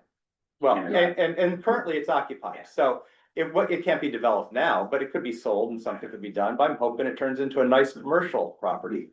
But anyway, that's the way I see it. This is an issue about housing, and land is just the mechanism to get there. And these are the only two feasible parcels, with 32% of our land, 31.99947 or whatever percent of our land absolutely forever undevelopable. So that's it. That's what we got. I have, I did wanna research under every nook and cranny. I spoke to the owner of Ann and Hope. He's a lovely gentleman. His name is Sam, oh my God, I'll think of it. Chase. Sam Chase. He's 90 years old, and I'm hopeful that he's gonna come to the reopening of the train station. So I'll introduce him, and you can all attack him and say, hey, Politely attack him. like, he's 90, people, he's 90, he is sharp as a tack. He is practically fully tenanted. So he has income, and God love him, he told me what he was getting, and it's not industrial, it's not $2 or $3 a foot. He's making a good income. And it's not for sale. It was for sale at one time, like 10, 15 years ago, for millions, like 17 or $20 million. It's not even for sale. So that's not on the docket. I researched GAF as much as I could. And what I could find was, I could find some DEP documents that tie to GAF. They're in a monitoring phase. First of all, GAF has more problems than PFAS. They have oil, and I mean, they make tar, right? It's oil, it's gas. So they're in a monitoring phase, which, believe it or not, I don't know if it's 100-year monitoring phase or a 10-year, that they call natural attenuation. So it lets the contaminants go through the soil and naturally become cleaner. And that's where they are right now. So if GAF, a multinational company, corporation, with the billions of dollars that they have, can't clean up their site or doesn't want to, we certainly are not in a position to purchase it and clean it up. Also, there was a mention at some point about eminent domain. Why don't we just take something and we can build housing on it? So interestingly, I found an incredible article on 4.8 million that Massachusetts is paying to the abutters of the Sagamore Bridge to take their land. Interesting, they're taking their land not to build the bridge. They're taking their land to put their materials, right? Yeah, construction yards. Yeah, and they're taking it. And the most interesting thing about the article was they're paying, when you take by eminent domain, you pay market rent, you pay. You don't just take it, no, I got this. That's interesting in the article, they're paying over. Why? Tell you why. Because you can sue. Anybody who gets taken a piece of land by eminent domain, the first thing you do is sue. And you say, that's not market. And you tie it up for 10 years. So they're offering above market rent, so rates. So that's interesting. Again, we're researching everything available, but I do have one thing I want to share. I spent 2 hours at the Braun property last Thursday morning. I met an asbestos company out there. We've been kind of waiting for the fire department to burn it down, the chicken coop. And I just found out, Controlled burn training, not anything else. I just wanted to drop a Clarity match, to but be out there. they wouldn't let me. But then I found out that they can't do anything until we have it, inspected for asbestos. I met an asbestos guy out there, 2 hours at that property, and I'm going to tell you this about that. First of all, it's very difficult to get to because there's a stone wall in front of it, left to right. There's no way to get in. You can't just get in and park and go walk the property. You have to go across the street and park in the old garage. If anybody remembers Ira Tucker, it's his garage. You can park there, you can walk across Village Street, climb over the stone wall, get through the briars, the prickers, the attack plants, crawl over the hollowed out tractor and the blades and the tires, this is an image, right? This is why we think it's so terrible. Get to the chicken coop, take a left, go behind it, and I'm gonna say this about that. There's a gorgeous piece of land behind that chicken coop. It's a meadow and it's beautiful. And it abuts in the back to a piece of conservation land that we have that has a parking lot and trails. So anybody that thinks that I have made up my mind about these properties is wrong. Because we are going to get that report. I don't really think there's asbestos in there, if any, there's not much, because it's anything that would have been there on pipes would have already fallen in. It didn't look, you just didn't see asbestos everywhere, and I know what it looks like. We'll take the building down and open it up, remove all the stuff, because it's awful. And take a look at that property, because it's beautiful. It's beautiful. If you have a chance, go there, park in the thing, wear your boots, hike around, and take a look, and do the same with Cassidy, and familiarize yourself, because it's gonna be quite nice. I think that's all I got. I think that was the bulk of it. Maybe the property values, I did call Medway. Somebody mentioned that the property values are gonna go down to abutting properties if this goes in. I called Medway. I talked to Barbara St. Andre, she's the economic development person in Medway. And I asked about the abutters to the Metro West project, which is 40B. And she checked with the assessor and confirmed that no abutting properties valuations went down when that project came online. Okay, thank you. So we went through, we tried to answer as specifically as we could, as many questions as we had notes on. You know, the only other thing, I think I had a note on a question about future expansion for schools or police or fire.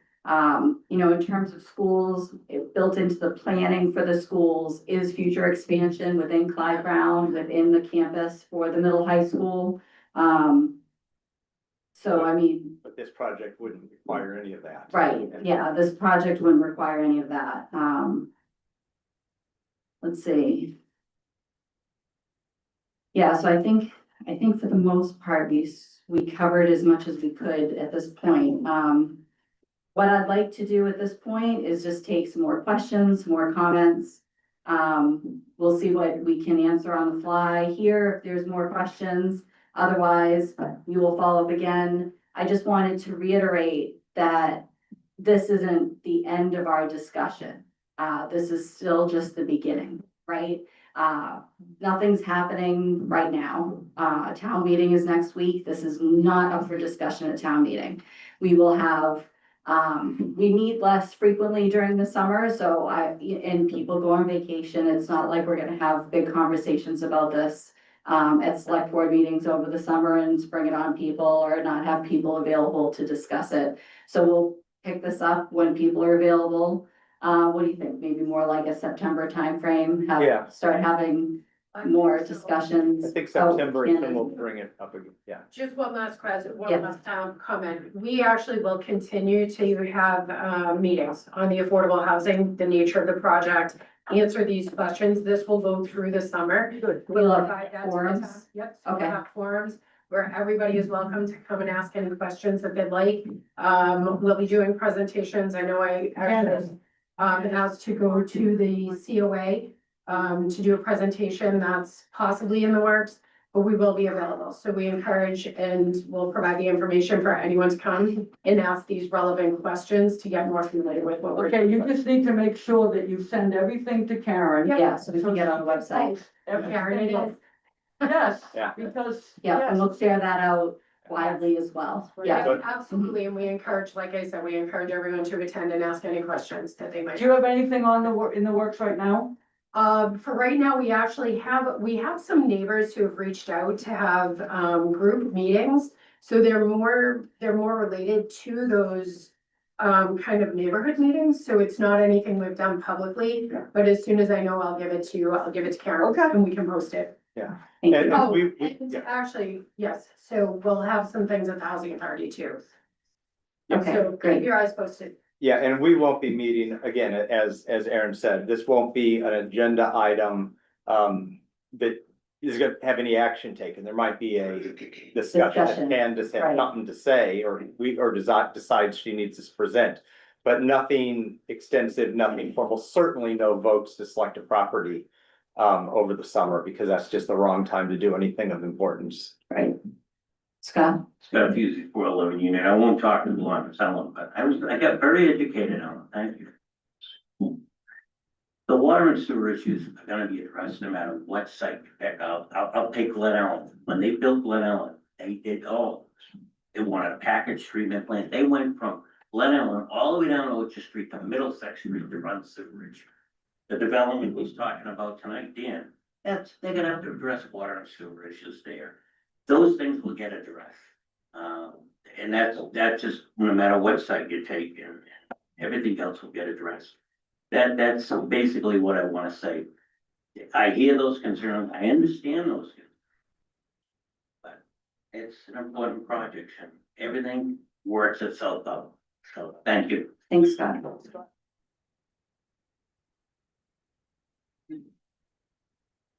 Hi, Amy Fagan, Temple Line Road. I just had two questions. Okay. One is does the town have a projection or a goal of, population growth? Because I know we talked about there's not enough, we need more, and, the motto is, small town, big family. And so does the goal actually have, or does the town actually have a goal to increase the population? I think that, and I looked this up just a little while ago, there's a lot of people who think that we're a declining town, because in 2019, pre-pandemic, all projections said Millis was gonna stay flat or get smaller. We're one of the fastest growing towns in the Commonwealth. I believe the last 3 years, it's been more than 2.5% a year. I think it's 15% since 2020 census. Don't hold me to that number, but it's close to that. I've got it written someplace. So while we may or may not have a projection, a desire for growth, our desire has very little to do with it. The only housing the town is talking about building is 45 units of 1-bedroom housing. The rest of it's all private developer. And if they own the land and it meets the requirements, the planning board can't stop them and we can't stop them as much as somebody might want to, but that's what it comes down to. So I'd say that I think our projection now is that we're going to be one of the faster growing towns in the area for many more years, because we're pretty much the last affordable. And affordable, according to the Boston Globe, is home values under $750,000. So that's who we are now. Then, the second question we touched on, Craig, was actually probably to Candace. Into the microphone, please. Sorry, in prior meetings, I think it was mentioned that it was gonna be like senior and disabled, but also some family units, because that was a crisis as well.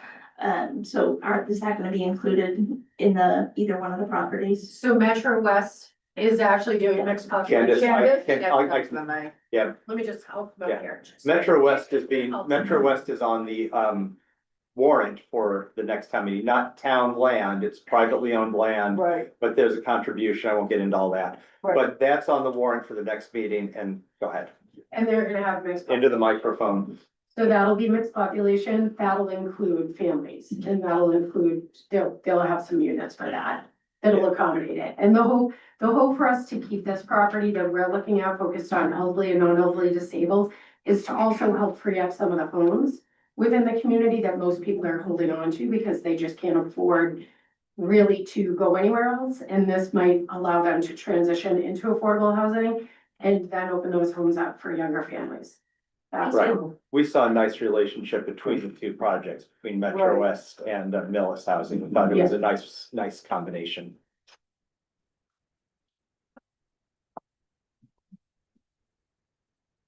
Road.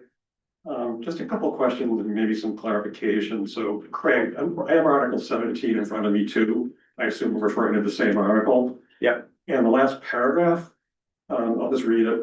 By rising count, yes, 302, no, 63 was voted to authorize the Board of Selectmen on such terms and conditions as the selectmen may determine to acquire all of or a portion of the fee ownership interest in the following property by gift or purchase for general municipal purposes and for the purposes of conveyance or eminent domain, for the purposes of open space preservation, construction of recreation, fields, buildings, facilities, and associated parking areas, for the purposes of conveyance property known as Cassie land. So the vote was taken on everything, wasn't it? I think It's not just. I think the key point is Article 18, immediately following that, says to see if the town will vote to purchase for park purposes the land known as Cassidy Farm located at 431 Exchange Street, Millis. Blah, blah, blah, blah, blah, using funds, chapter 40. And that would be to take it only for conservation or parks land at the time is what it was called. And that was defeated. So there was a clear choice between whatever you want to use it for and only parks. And the town picked the laundry basket of whatever you want to use it for. And that's generic language. Take it for preservation, construction of recreational fields, buildings or facilities, and associated parking area, construction of municipal buildings, municipal parking areas for the purpose of conveyance. That's just generic. The town's going to take the land and use it for whatever the town decides it's going to use the land for. The next article, which was defeated, would have made it only for parks. So that's when you read the two, one after the other, you can see there was the desire to do something other than just parks with it. So yeah, it could have been used for all open space. And in fact, when we came back in Article 3 in November, we did designate a certain amount of it for open space, but we purposely left the remainder undesignated. So, and because it says that right here on this part, it says, blah, blah, blah, self-help projects area proposed grant. The self-help grant and the determination by the Board of Selectmen that said portion is not needed for general municipal purposes. By designating that parcel as not needed for general municipal purposes, it's implied that the other parcel is needed for general municipal purposes. I mean, they clearly called out one parcel. Yeah. A plan was prepared by Wayne Carlson. It's on, it's in with all the information that designates the sections. The Highland, where we're talking, the intersection, is for municipal purpose, and the rest of it's conservation, open space, and. Yeah, but by the sequencing of the votes, 3 votes in a row addressed the Cassidy property, 2 at the same town meeting, and then 1 that immediately following town meeting. And each one of them clearly carved out a portion for general municipal The use. deed is, the deed's on there too. Yeah. The deed says it too. Okay. 2 different deeds. Okay, so I this is about 28 years later, and, you know, I know town council opined, at the April 6th meeting that this was, public housing was a allowable municipal use. I think there should be a written opinion on that, not just an opining, because opining for like 30 seconds doesn't include the underlying facts to the law that would like, you know, support this. That's okay. I mean, I certainly can ask him about that, but at this point, I think that, and I know it's 28 years ago, but laws that were passed 28 years ago affect me today. And this was, and it can always be changed by a town meeting vote if another select board or somebody else wants to throw it all into protected status. But you can't go back and argue that in 98, they wanted it to be protected land. They absolutely did not want it to be protected in 98. And to What- follow yeah. that a little Okay, bit. well, none of it originally. Yes. And to Yeah. follow that a little bit, you know, I think there's something else we could discuss, whether it's Braun, whether it's Cassidy. We're talking a piece of it for this housing purpose, right? There's still going to be more of the land 30, so. that yeah, we we're could talking still like what, talk about 4.5, protecting. 5 acres, Right. 38. All right, so, you know, as I've said before, and this is probably true for Ron too, I'm not as familiar with Ron, but I'm certainly familiar with Cassidy. Hmm. That whole property, not just the protected part, but the unprotected part, supports a whole ecosystem. Wildlife, you know, like on and on and on, there's aquifers that run through there, there's underground streams.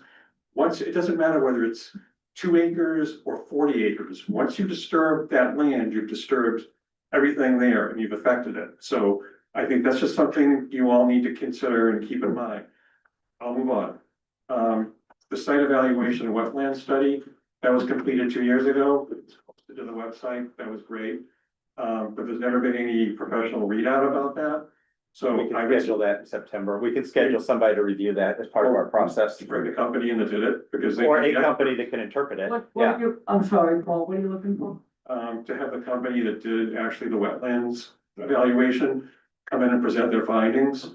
So that, you know, interested people can ask their questions and just get an objective summary of it. Yeah. I mean, they're the ones who did it, they should be the experts, right? I think it's reasonable to have somebody come in. Yeah, I think that would be a reasonable, I have yeah, no idea. Yeah. But yeah, yeah. Okay. And just, about the upfront due diligence for this, so, I've said this before. I would think that an independent analysis, should be done with all this prior to the land transfer. Yeah, I mean, I know the North Housing Authority will disagree with this, but I've seen some things, that, no, it's going to, but, yeah. what are you looking for to be done prior to the land transfer? Like, what do you mean exactly by All that? all these questions. It is going to be done, Paul. We talked about that. So there's not gonna be a land transfer. If this goes, when this goes, whatever, to town meeting, and it's put to a vote, and if Cassidy or Braun gets voted, there will be no land transfer. There will be a contract with 1 million contingencies. There will be no land transfer for 3 or 4 years until everything's worked out. The wetlands, everybody agrees. And if it's The clearly size wet, of the- it won't be transferred. I mean, Site eligibility. it'll meet site. Diligence Yeah. is going to be done before a land transfer. And site eligibility can include the sewer hookup, the wetlands, any other considerations that we have to look at. Everything, just like when you buy a house, you get 30 or 60 days to do your due diligence. This is gonna be 3 or 4 years. Because whoever gets this RFP, this is one thing I wanted to correct from town council. He's gonna kill me, but I don't care, he's not watching. This is not gonna be 6 months. He mentioned in 2 months you'll be in front of the planning board and then you're gonna have a permit. It takes 2 to 3 years for a developer to get their funding. And they can't move forward without all their pockets of money. I didn't even understand this, but there's money out there. They go to the federal government, they go to the state, they go to this, it's all different pockets. And they put the whole thing together to be able to build this. This developer that wins this contract, he doesn't have any money. It's just like you, if you're going to buy a house, you go to a bank. He's going to 100 of them to get this special money just for this. And so it's, I don't know if you were at any of the Metro West meetings. Yes, But so that one. remember, they said they weren't gonna put a shovel in the ground till 2029. It's the same process. It's different housing, but it's the same slog process. And everything gets worked out and you get to go to all the meetings and speak your mind. All right, just a couple other points. So again, Craig, you mentioned there was some back and forth about the naming of what this was called tonight. I was the one you were commenting with. So my point is that I don't care whether it was called Millis Housing Discussion or Cassidy Land, not Cassidy, but you know, the land transfer. The previous two meetings were called, land transfer discussion for Cassidy and Ron. So when this gets put out there that it's Millis Housing Discussion, my only point was, I probably would have caused a lot of confusion and it would have been better just to like name it what it was. That was my point. Well, I agree with, okay, well, first off, I'm gonna do a giant cop out. I don't write the agenda. It's my fault. But I don't disagree with her at all. I'm not even blaming It's you. my fault. I'm just saying that the only way we're getting housing is a land transfer, as I said. If you see the word housing or land transfer, there's a decent shot we're talking, unless it says land transfer of something else. There's a decent shot it's going to be talking about one of these two parcels. So we can make it clear, but and it's just my blinders. I see this as not us transferring land. I mean, transferring the land in your backyard is not why we're here. We're here to provide housing for other people. So it's not, the goal isn't to transfer land. I'd love to do it without being able to do that and put it someplace where everybody agrees. We just don't have it. So this is to provide housing. But yeah, I will try to be clear. Well, but why don't we, Yeah. why don't we try to make like a mental note that, if, you know, All the next time we same talk thing. about Yeah. this, we'll just try to. And I wasn't trying to be difficult, I wasn't trying to be, I wasn't angry, I was No, just. and I'm just trying to say that it was an innocent mistake. It's a fair point. It's a fair Yeah, point. yeah. It was my fault. I put the agenda item on. I said, oh, we'll have a Millis housing discussion. So I apologize, but yeah, it was yeah. And my one last comment about the water tables. So I would beg to differ that water tables don't shift when there's construction done, because we've lived through it. There was building next to us, the water table shifted, it got even wetter. And I'm not up here to complain about it, it comes with the territory, but we don't have to Google it, it happens, it's a fact. Okay. Thank you. Paul, to your point, I'm going to respectfully disagree with you, but I appreciate your comments. Thank you. Andrew Manning, both Jay William Heights. I just want to reiterate the last gentleman's comment too. I've been involved in following this process, and when I saw that meeting agenda tonight, I was confused that this was what we were talking about. Apologies. I think you can tell by the crowd that it's confusing because you've had. And we have much less the past people. few Yep. Meetings. My first comment, you started the meeting, and I am the gentleman who's been talking about the 5.7%. That is stating where we are now and ignoring three major projects that are from Fall Place, like going to happen in the next 3 years. That's 114 Union Street, 1178 Main Street, and Cobble Knoll are not included in that 5.7%.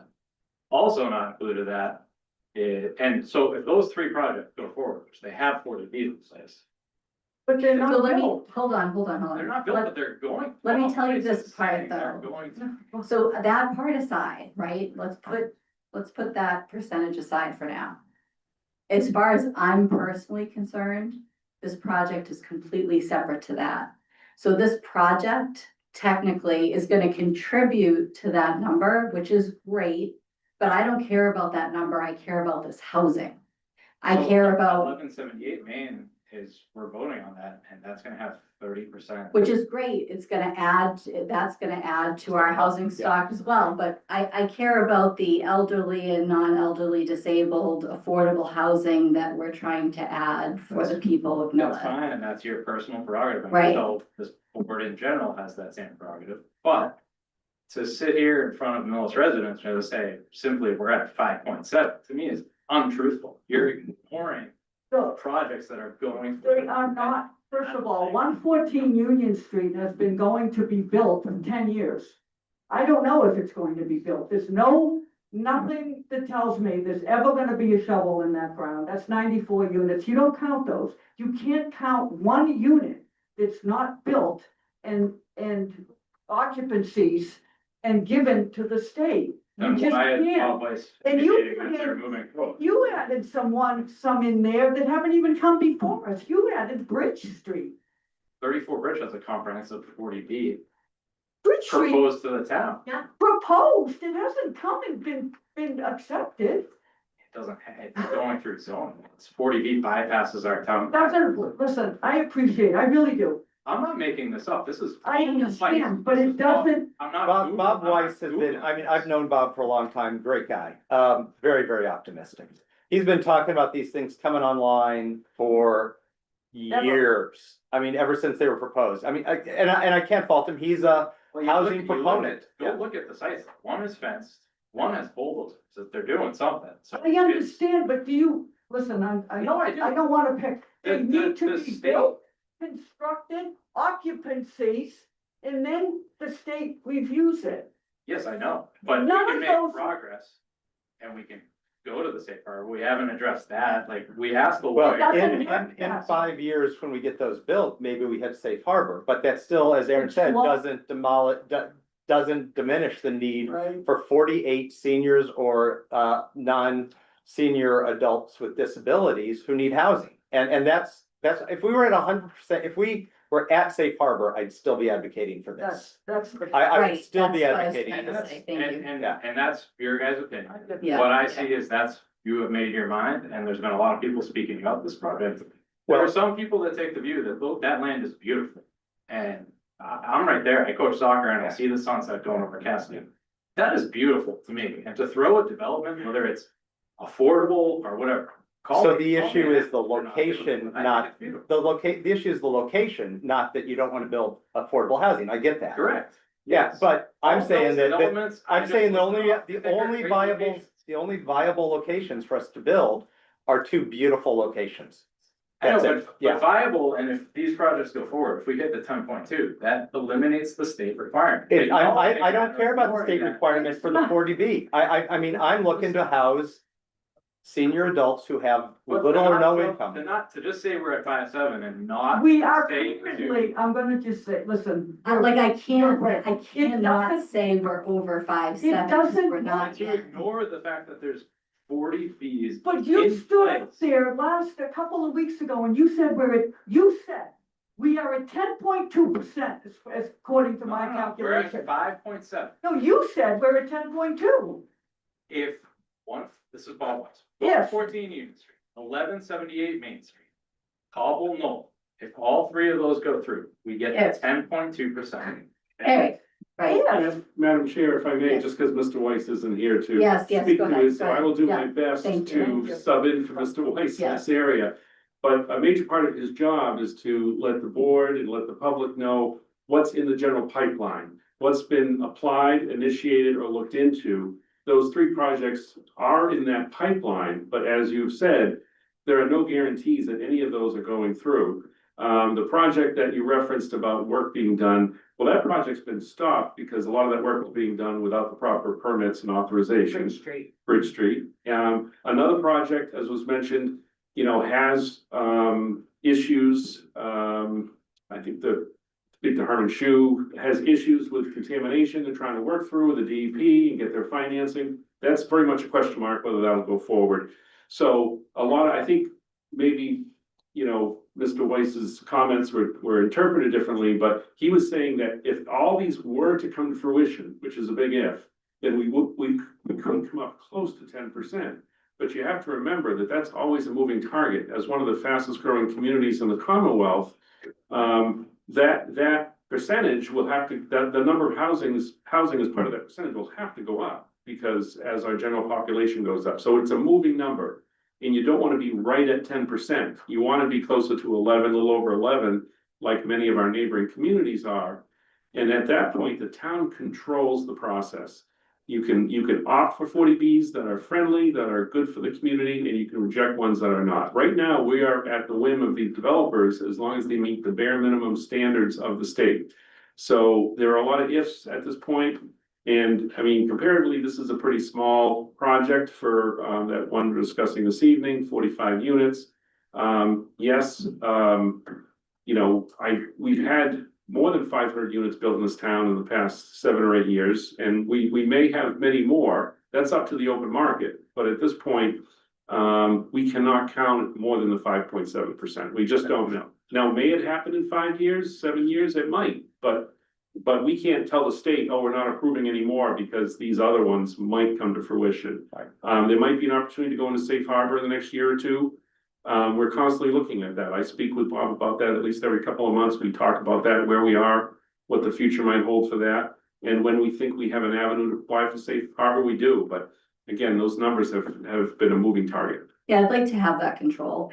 I think that's a positive, for sure. Yeah, and honestly, my opinion is as there's the big developments that have been developed and, you know, I see the housing plan has kicked off and I think I was driving at that and my research had told me that once you have that in place, there is no conversation with the state. And as those have turned on, if you make 1% to 2% increments, you can have control. And I think we might have missed a window there, actually. So that's my point with that. Yeah. Well, I want to just real quickly say, I don't disagree. I'd love to be in safe harbor because I would rather not do a lot of the 40Bs that we have no control over. I'd like to have that be more of a proactive thing. So I'm not in favor of just unbridled development of 40Bs. I'd like to see that controlled, and safe harbor gives us that control. But that would still leave me to find a place in Millis to build this. That's what I would stick with. Yeah. The second piece, there was a lot of talk about just Millis residents and not doing the champ. I would like to see that format in writing from the housing authority so we can review that and actually see it. To just verbally come up here and say, this is what's going to happen. Looking at other towns and issues that have come up, I would like to see that published and out to the public. Don't so we that have can- It's on our website. It was in tonight's packet, a letter from the housing authority saying, may I quote you? Just that. It's on the website, yeah, we're it's putting okay. it on, I figured once you. There's a source of confusion, included in the Champ, Millis local, okay, go ahead. Say, what part should I read? Let me see it. Yeah. But that was in our packet today. It says that the RFP process includes parameters set by the Millis Housing Authority. The 9,000 plus applicants on the CHAMP waitlist, which has caused confusion, represents the total number of people across Massachusetts that have chosen Millis State Public Housing. 94 of those 9,000 are Millis residents. This RFP will require that these units be reserved for local preference, which includes veterans, and will not be subject to CHAMP priorities. The RFP will also require that applicants be elderly, 60 years of age and over, or non-elderly disabled. There will be other avenues for Millis residents to apply for these units as well, one of which is an open application. And to me, that's still vague, so I would.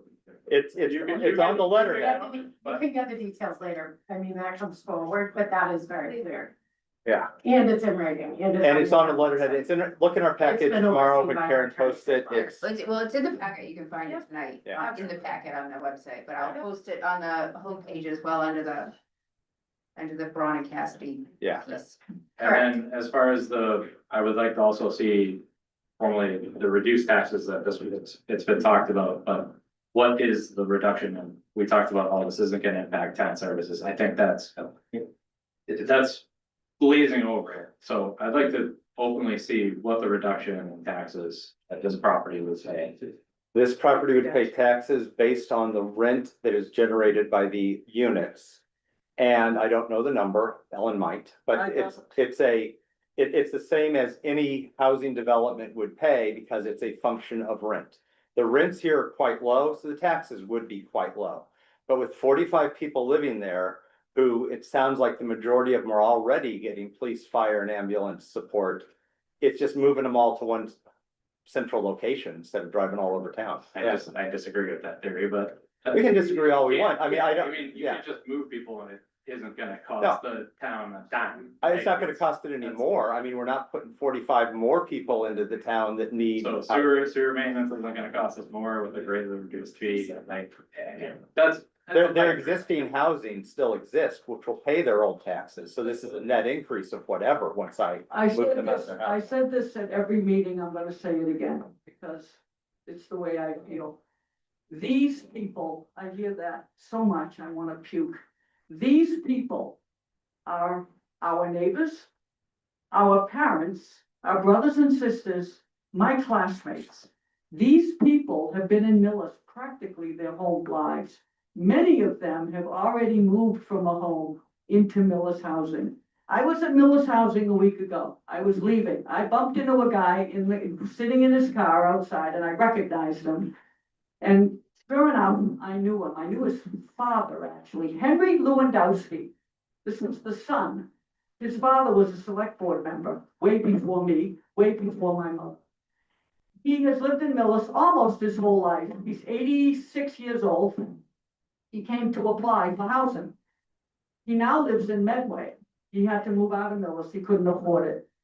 And he just wanted to get on the list. And he wants to come back to Millis. He literally wants to die in Millis. He couldn't even get out of his car to talk to me because he's 86 years old or whatever. He and his family gave a lot to Millis. He wants to come back to Millis. He has every right to come back to Millis. And we talk about them as if, I don't know, as if they contributed to this town. They made this town. And they want to come back, and they living on a fixed income, which they only have to pay 30%. And the community that's there now is terrific. And how do we turn our backs on 45 units on 4.5 acres in Millis on the 2 pieces we own?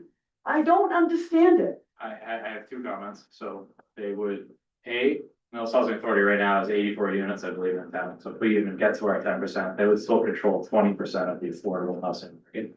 So there's that. I think there's also a piece of seniors that are currently in their houses that want to stay in their houses and not go. I would argue that this is not going to help their tax situation. Okay. The exact opposite. I disagree. You can disagree all you want, I mean, I've listened to you we for can- 5 minutes. Scott? Now, so you- I'm sick and tired. Scott? It rainbows and unicorns, so to say it's not gonna cost folks in the long term, long run, for people that wanna stay in their house, I think is. I think that's blazing over, and I think if you're a senior and you wanna stay in your houses and you're worried about your taxes going up, this should be a concern for you. This isn't gonna drive up taxes. I'll leave it at that, but it's not. I mean, we just added a police officer, 1 police officer. Well, we haven't yet. If people vote for that police officer at town meeting, taxes aren't going up. We were able to squeeze a police officer. No Millis housing built, no new housing that you're talking about, those big units coming online. We needed 1 more police officer already, and we added it. And we did that without a tax increase. We wanted to add 3, but we didn't have enough funds for 3, so we added 1. So we have a need, but We haven't built new housing since 1966. The units are not handicap accessible. They're 2nd floor units. They're making the best of it. It's been, we just approved something for a new school that also happened to be 1966. We're giving our students what they need. We need to give our elderly population what they need.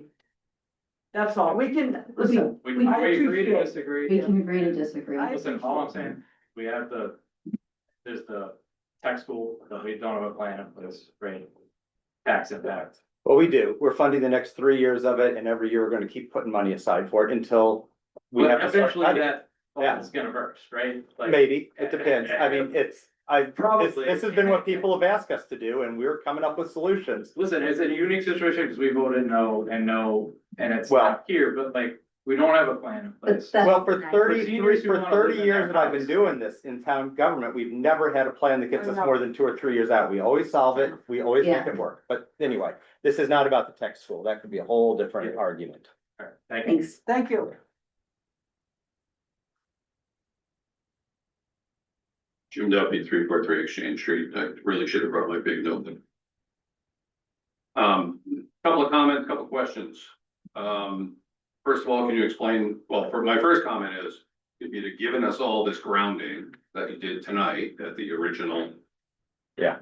Would have been great, right? Because I We came learned away a from lot. that saying, Yeah. what was the plan? We had no plan. We asked for opinions, but there was no kind of grounding as to how we got here, right? Would have been helpful. It's called the sale, right? Something.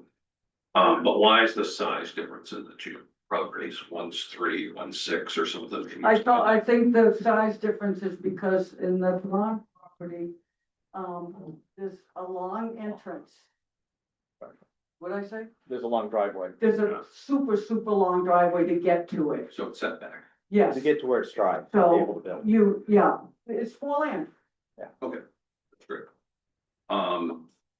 Families were definitely mentioned in discussions beforehand for this. It sounds like not, which comes to, Well, that was before Metro West came in. We feel now, or you feel now, is if they're more complementary. If Metro West does the family thing, and she can pick up the elderly and non-elderly disabled. gets to the point of, I want to vote for a contract, Same. not necessarily a parcel of land to get transferred, right? To your point, there's a contract, there's a deal of which a parcel is part of. Utilized. Right. The thing that sort of ticked me off is you guys are gonna decide on what parcel, not the townspeople. What's the criteria by which you guys will make that decision? My personal opinion is you ought to have a ballot question that says, would you prefer to transfer Cassidy or Braun? Speaking from a taxpayer perspective, the taxpayer's perspective.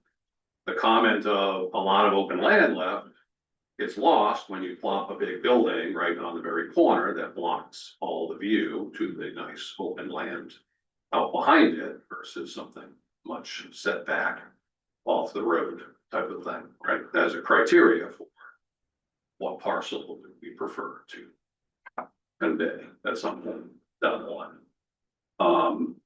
There was discussion about walkers. I happen to live across from Kennedy and I know 3 walkers, Scott and Flo and John. And that's about it, right? So if location's a concern, you know, there's already shuttles. So I think that's a non-issue personally. Ron, why limit this to 45 units? Why in general is this limited to 45 We versus? talked about that a lot. This appears to be the sweet spot for developers. This is the. You need a developer. 2 to times build it. 45 is still a sweet spot for. No, two developers. it's not.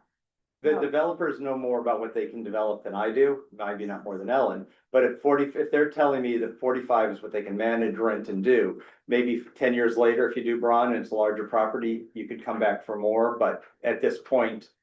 45 is the number that really seems to resonate with builders. I mean, the one going in at, the Metro West one is 48, so it's in that ballpark, they're very close. Seems to be. Yeah. I don't know. And Medway was 48, I believe, too, or, yeah, 45. I'm hung up on, we spent $1 million to give it away. You keep versus- saying give it away. We're not giving it away. We're reserving it for Millis housing. It's 4 maybe acres of 36. Understand? So it's not $1 million and it's not giving it away as if there's no value. That's my craw. You have yours? Right. That's mine. If the state can spend tens of millions to develop something, why can't we get reimbursed? We're not paying for this. You know that, right? Absolutely, but Oh, you mean for the million? for the land, right? Okay. Why does this have to be a conveyance? Or, Because that's the way I know, I agree with you, but that's the process, Jim. We can't change it.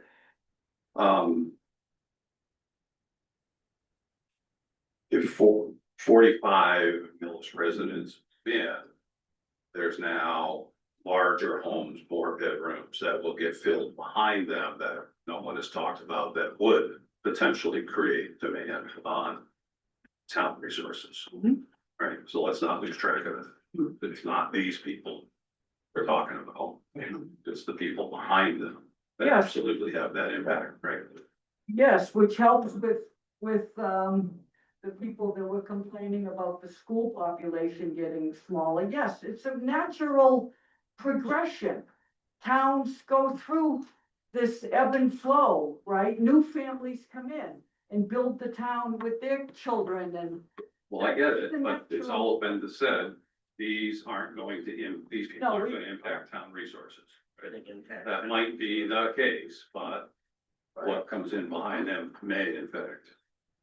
Well, my mother-in-law who passed away, her house is empty and my son's planning to move in there and start a family. I mean, should we have bulldozed the house? I mean, that's the way it works. A house becomes available when an 80-year-old, 85-year-old passes away or moves out or moves to Kennedy Terrace or moves wherever they move. The next house is going to be filled. That is a progression. No, I Yeah, see what it's you're not a bad saying, though. progression. I don't know, I got you.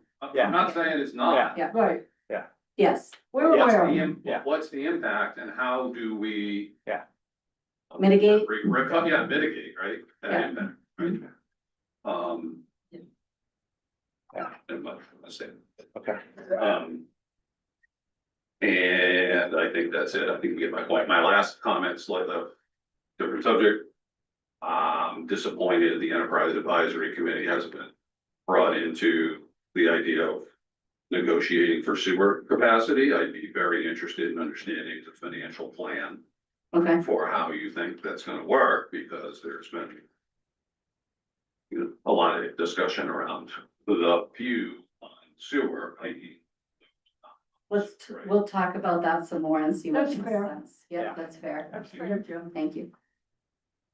I just want to thank the board for listening tonight.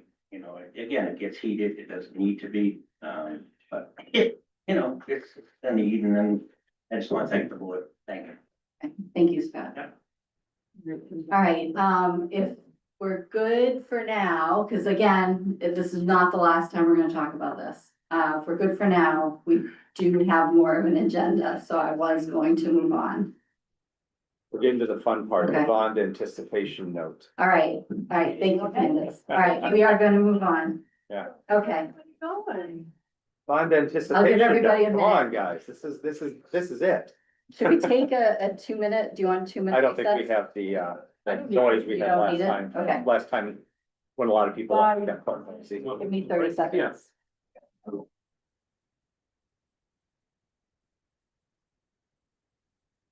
Oh, she taking a break? Yes. But you're still live on cable. That's okay. I think it's 9:30. I want to go home. I I have to do a know. big presentation tomorrow, and then a board You meeting got- tomorrow night. You still have quite a bit on your agenda. Leaders program, but Yeah, we that's still all. have Quite a bit. If you gotta pick it up. That's okay, we can get through this. We got this. All right. Okay, so we have thank you. So we have approval of the bond anticipation note for the middle school, high school building project and well 3 for the PFAS project. Thanks, Madam Chair. In your packet is a memo from the town treasurer collector, requesting that the board approve a bond anticipation note. And just very quickly, this is for several projects, including the middle high school feasibility study, well 3 PFAS plant.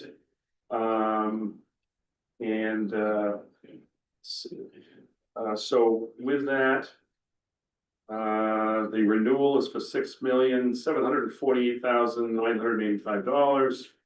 And I'm requesting, on behalf of the treasurer, that the board adopt the vote prepared by Troutman Pepper Locke, bond counsel to the town in connection with the sale of the town's 2026 bond anticipation notes. So moved. Second. It's been moved and seconded. All those in favor? Aye. Aye, motion carries unanimously. Thank you. Okay, next we have the award a bid lease, can't even talk anymore, I'm sorry. For 410 Exchange Street, Oak Grove Farmhouse. Madam Chair, I'm gonna turn this over to Karen. She's done the majority of this work. And I give her the credit for pulling this through. It was a tedious, long process to get to this point, to go through the RFP process. We're near the finish line, so hopefully we can get someone in our Oak Grove Farm rental unit by June. Nice. That'd be awesome. So we are there. So this is a long process. We've been going back and forth for years on this process. When somebody vacates a property such as the Oak Grove Farmhouse, which is an apartment, you have to go to the lease. It's called the disposition of real property. So that is what we did. So I'm an MCPPO as well as Mike. So we went out, we did a request for proposals for the disposition of real property via lease for the property at 410 Exchange Street. That is the Oak Grove Farmhouse, better known as. That was advertised on March 11th, 2026, in accordance with provisions in MGL Chapter 30B, Section 16. Proposals were solicited for a 3-year lease with 2 lease extension options at the town's sole discretion, and that's for the 2-story apartment. Proposals were due on April 13th at 2 p.m. We only received 1 proposal. And it was complete. And I'm sorry, I'm tired too, so correctly. The lease agreement specifies that the tenant will be responsible for utilities and services related to occupancy of the unit. They are also responsible for the general upkeep and maintenance of the apartment and farmhouse, and maintenance of the surrounding grounds. So once the bid was received, and it was reviewed, it was found to be complete, as I said, and deemed acceptable. So I am here recommending the select board award the lease to William Thum, I believe is how you say his last name, Thum, based on his submitted proposal, which offers a lease price of $1,500 per month for the first year, with a 2.5% increase for each subsequent lease year and any exercise lease option years. I love it. You ready? Yep, so moved. Second. Been moved and seconded. All those in Easy. favor? Aye. Aye. Motion carries unanimously. So when does it take? Well, we still need to talk about that, but it could be as early as June June first, could be first. as early as June first. So right now, we are ordering some of the equipment that is needed. A lot of it will be on him. But the town does provide some equipment for him, for example, the backpack, leaf blower and weed whacker, Right, that right, type right. of thing, so that he can maintain the property. Great. All right, next we have review and approval of intermunicipal agreement with Medway and Medfield for the sealer of weights and measures. Thank you, Madam Chair. This actually is a renewal of a 3-year agreement that we currently have with those 2 towns. The current agreement expires June 30th. We found that over the past 3 years, this agreement's been very effective in providing this service to the community. It's really a niche technical job, and so the town of Medway has a person employed as part of the job that has all these certifications, so they do the sealer of weights and measures work and certifications for all 3 towns.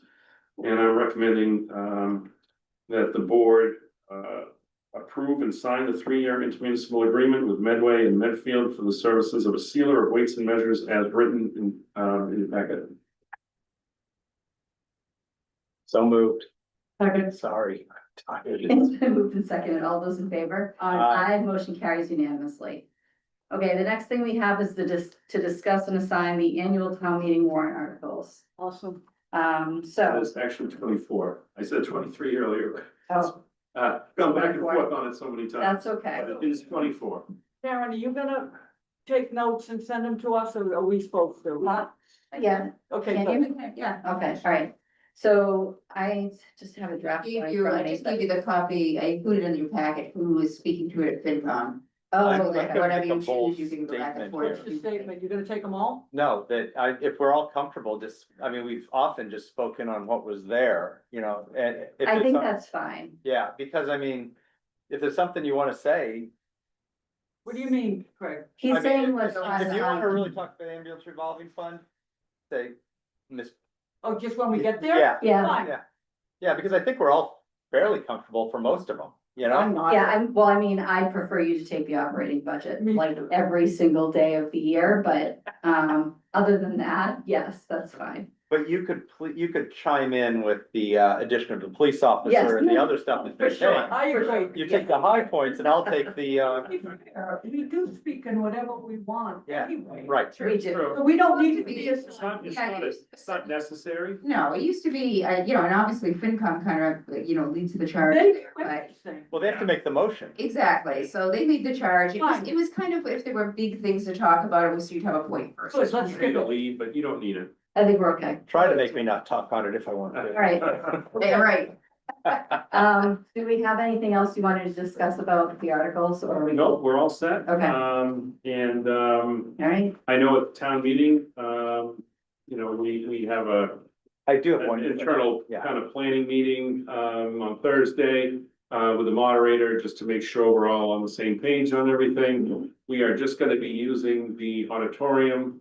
We Yeah. don't anticipate a huge crowd. We always want as many people as we can to come down, but there aren't as many, I believe, items of special interest on the warrant that'll draw an overflow crowd to the auditorium. So we just make sure that the setup is fine with the microphones and the tables and the tellers and, we will have, I think, the cafeteria across the hall available.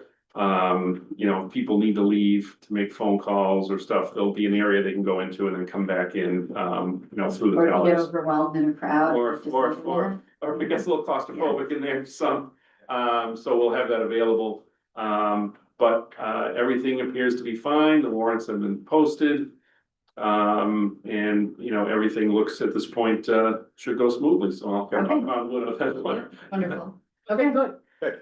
All right, next we have to vote to approve the use of town-owned parking area for outdoor seating, napper tandies and cravings. Yes, so last year, so they've changed the policy many times for the alcohol. Last year you approved that Napper Tandy's could use the outdoor parking lot that was out there to actually serve alcohol on. You don't have to reapprove that now, it's in perpetuity, I guess. What you do have to approve is the use of the actual parking lot. So that's a 1-year agreement, and so you have to do this every year and allow them, if you choose to allow them to have outdoor seating. Simply Does that because make it's town sense? property. Interesting, okay, yeah. Okay. So it's just the portion of the town-owned parking lot that they've always used, they're not changing it, they're not changing the seatings, and it would be craving and Napper Tandy's again. Okay, ready? Well, since I've lost page 2, I'll make a motion. Here we go. Okay, I move that the board approve the use of the portion of town-owned parking lot area adjacent to Napper Tandy's and Cravings for a 1-year period effective May 1st. As depicted in the photo and drawing. second. That's Been all moved and exciting. seconded, all those in favor? Aye, motion carries unanimously. All right, review and approval of 1-day special alcohol licenses for Bogastow Fish and Game. So that is, so you have the motion in the packet, there's not much to speak about, so this goes to the person, not to the organization. So Nate Maltinsky has applied on behalf kind of the Bogastow Fish and Games Club. There are 4 different events that are going on, they were looking for 1-day special all alcohol licenses. I included in the motion that it would be with notification for the Millis Police Department, just in case they need any, just so they're in the loop, and in case they need any details for it. Other than that, it should be pretty self-explanatory if you want to read through them. Yeah, I'm just making notes on all that. They're I they're all move that, annual, except for the first one. I move that the board approve the 1-day special all alcohol license application submitted by Nate Maltinsky to be held at the Bogastow Fish and Game Club located 24 Ridge Street as follows: 247. 247, that was skipping ahead. 247 Ridge Street as follows: 5/16/26 Mass Motorcycle Safety Expo from 1 to 6. 5/30/26 5th Annual Pig Roast from 2 to 9. 8/16/26 Clam Bake from 12 to 6. 9/12/26 16th Annual Bogastow Music Festival from Bogstock Music Festival from 12 to 9 p.m. Second. Oh, I'm sorry, with notification of the police for coordination of any details that may be necessary. Okay, all those in favor? Aye. Motion carries unanimously. All right, next we had select board liaison updates. Anybody have anything? I have nothing. You never have anything. I know, well, I'm supposed to. I gotta take everything away from her. No, there was no cemetery. No, I think this is Nothing. supposed to be one tomorrow, but I have to see. Hasn't been posted. I don't can't, know. I can't make that tomorrow. I've got a board meeting at work. I got nothing either I because went, they canceled. mine. well, good thing that one of us does something here. Yeah, I went to the Charles River Pollution Control meeting on the 9th, and got to 72%. Yeah, Beautiful, that was good. yes. What else? Does DPW negotiations count? No. Nope. No, take that off. Oh, energy, I Energy, went to energy. okay. But nothing, but we didn't make an announcement. You should announce the tree city. Oh, yeah, we forgot about that. Not for nothing, but Oh. the energy committee has been talking about the tree city for months. Well, we And then Brutus sneaks in and just gets it? Yeah, I think Arbor Day was the 22nd or 23rd Tell or something. the energy commission that he was that's brutal. doing that? Well, we're a tree city now for all of those watching at home, and Brutus, our tree warden, posted about it on social media, and I'm sure we have a post in there. Did we get the official announcement? I don't think we've received the official announcement. I'm pretty sure we've received it, but I was waiting to get the official announcement before. So hopefully for your meeting on May 18th, we can show the actual, See, I know Bob Weiss. We will post about this as soon as possible. Yeah, you signed the proclamation for Arbor Day for last year's Arbor Day, but when is that day? It was. I think Monday. it Was, was, yeah. like, It was same as Earth Day? I don't Might know. be, I don't know. Different. Oh my I have gosh, to I'm look it up. sorry. Well, we will straighten this out. we haven't gotten. We are very full proud to be a tree notification, city. but- good one, Ellen. Yeah, that's, Yeah. I mean, I just think it's so funny because we've been talking about it and I don't know if they know that Everyone should know, yeah. we got it. We can do that as the municipal home meeting. Yes, Yes. that's a good one. All right, so the next thing we have is the review and approval of draft minutes from 4/9/26, the tri-board meeting, and 4/13/26. I move the board approve the draft minutes from 4/9/26 tri-board meeting and 4/13/26 the select board meeting as written. All right, it's been moved and seconded. All those in favor? Aye. Motion carries unanimously. I move that the board enter executive session to discuss strategy sessions in preparation for contract negotiations with union and non-union personnel, AFS CME Council 93 and Finance Director, and returns to open session for the sole purpose of adjournment. Okay, I'll do a roll call vote. Seth, do you want to second that? Okay, Ellen? Yes. Craig? Yes. And I'm a yes. So we are adjourned. Thank you, Millis Community Media. Thank you, everybody, for watching. Thank you for everybody that came out to participate tonight. Have a great evening, and I hope to see everybody at town meeting on Monday, May 4th, 7:30. Vote. And to vote on Monday, May 11th, Yes, town hall, yes. between 7 and 8 p.m. Thank you. 7 7 a.m. a.m. to 8 p.m. 7 a.m. to 8 p.m. Yeah, just that 1 hour in the evening. Also, just to be that, Yeah.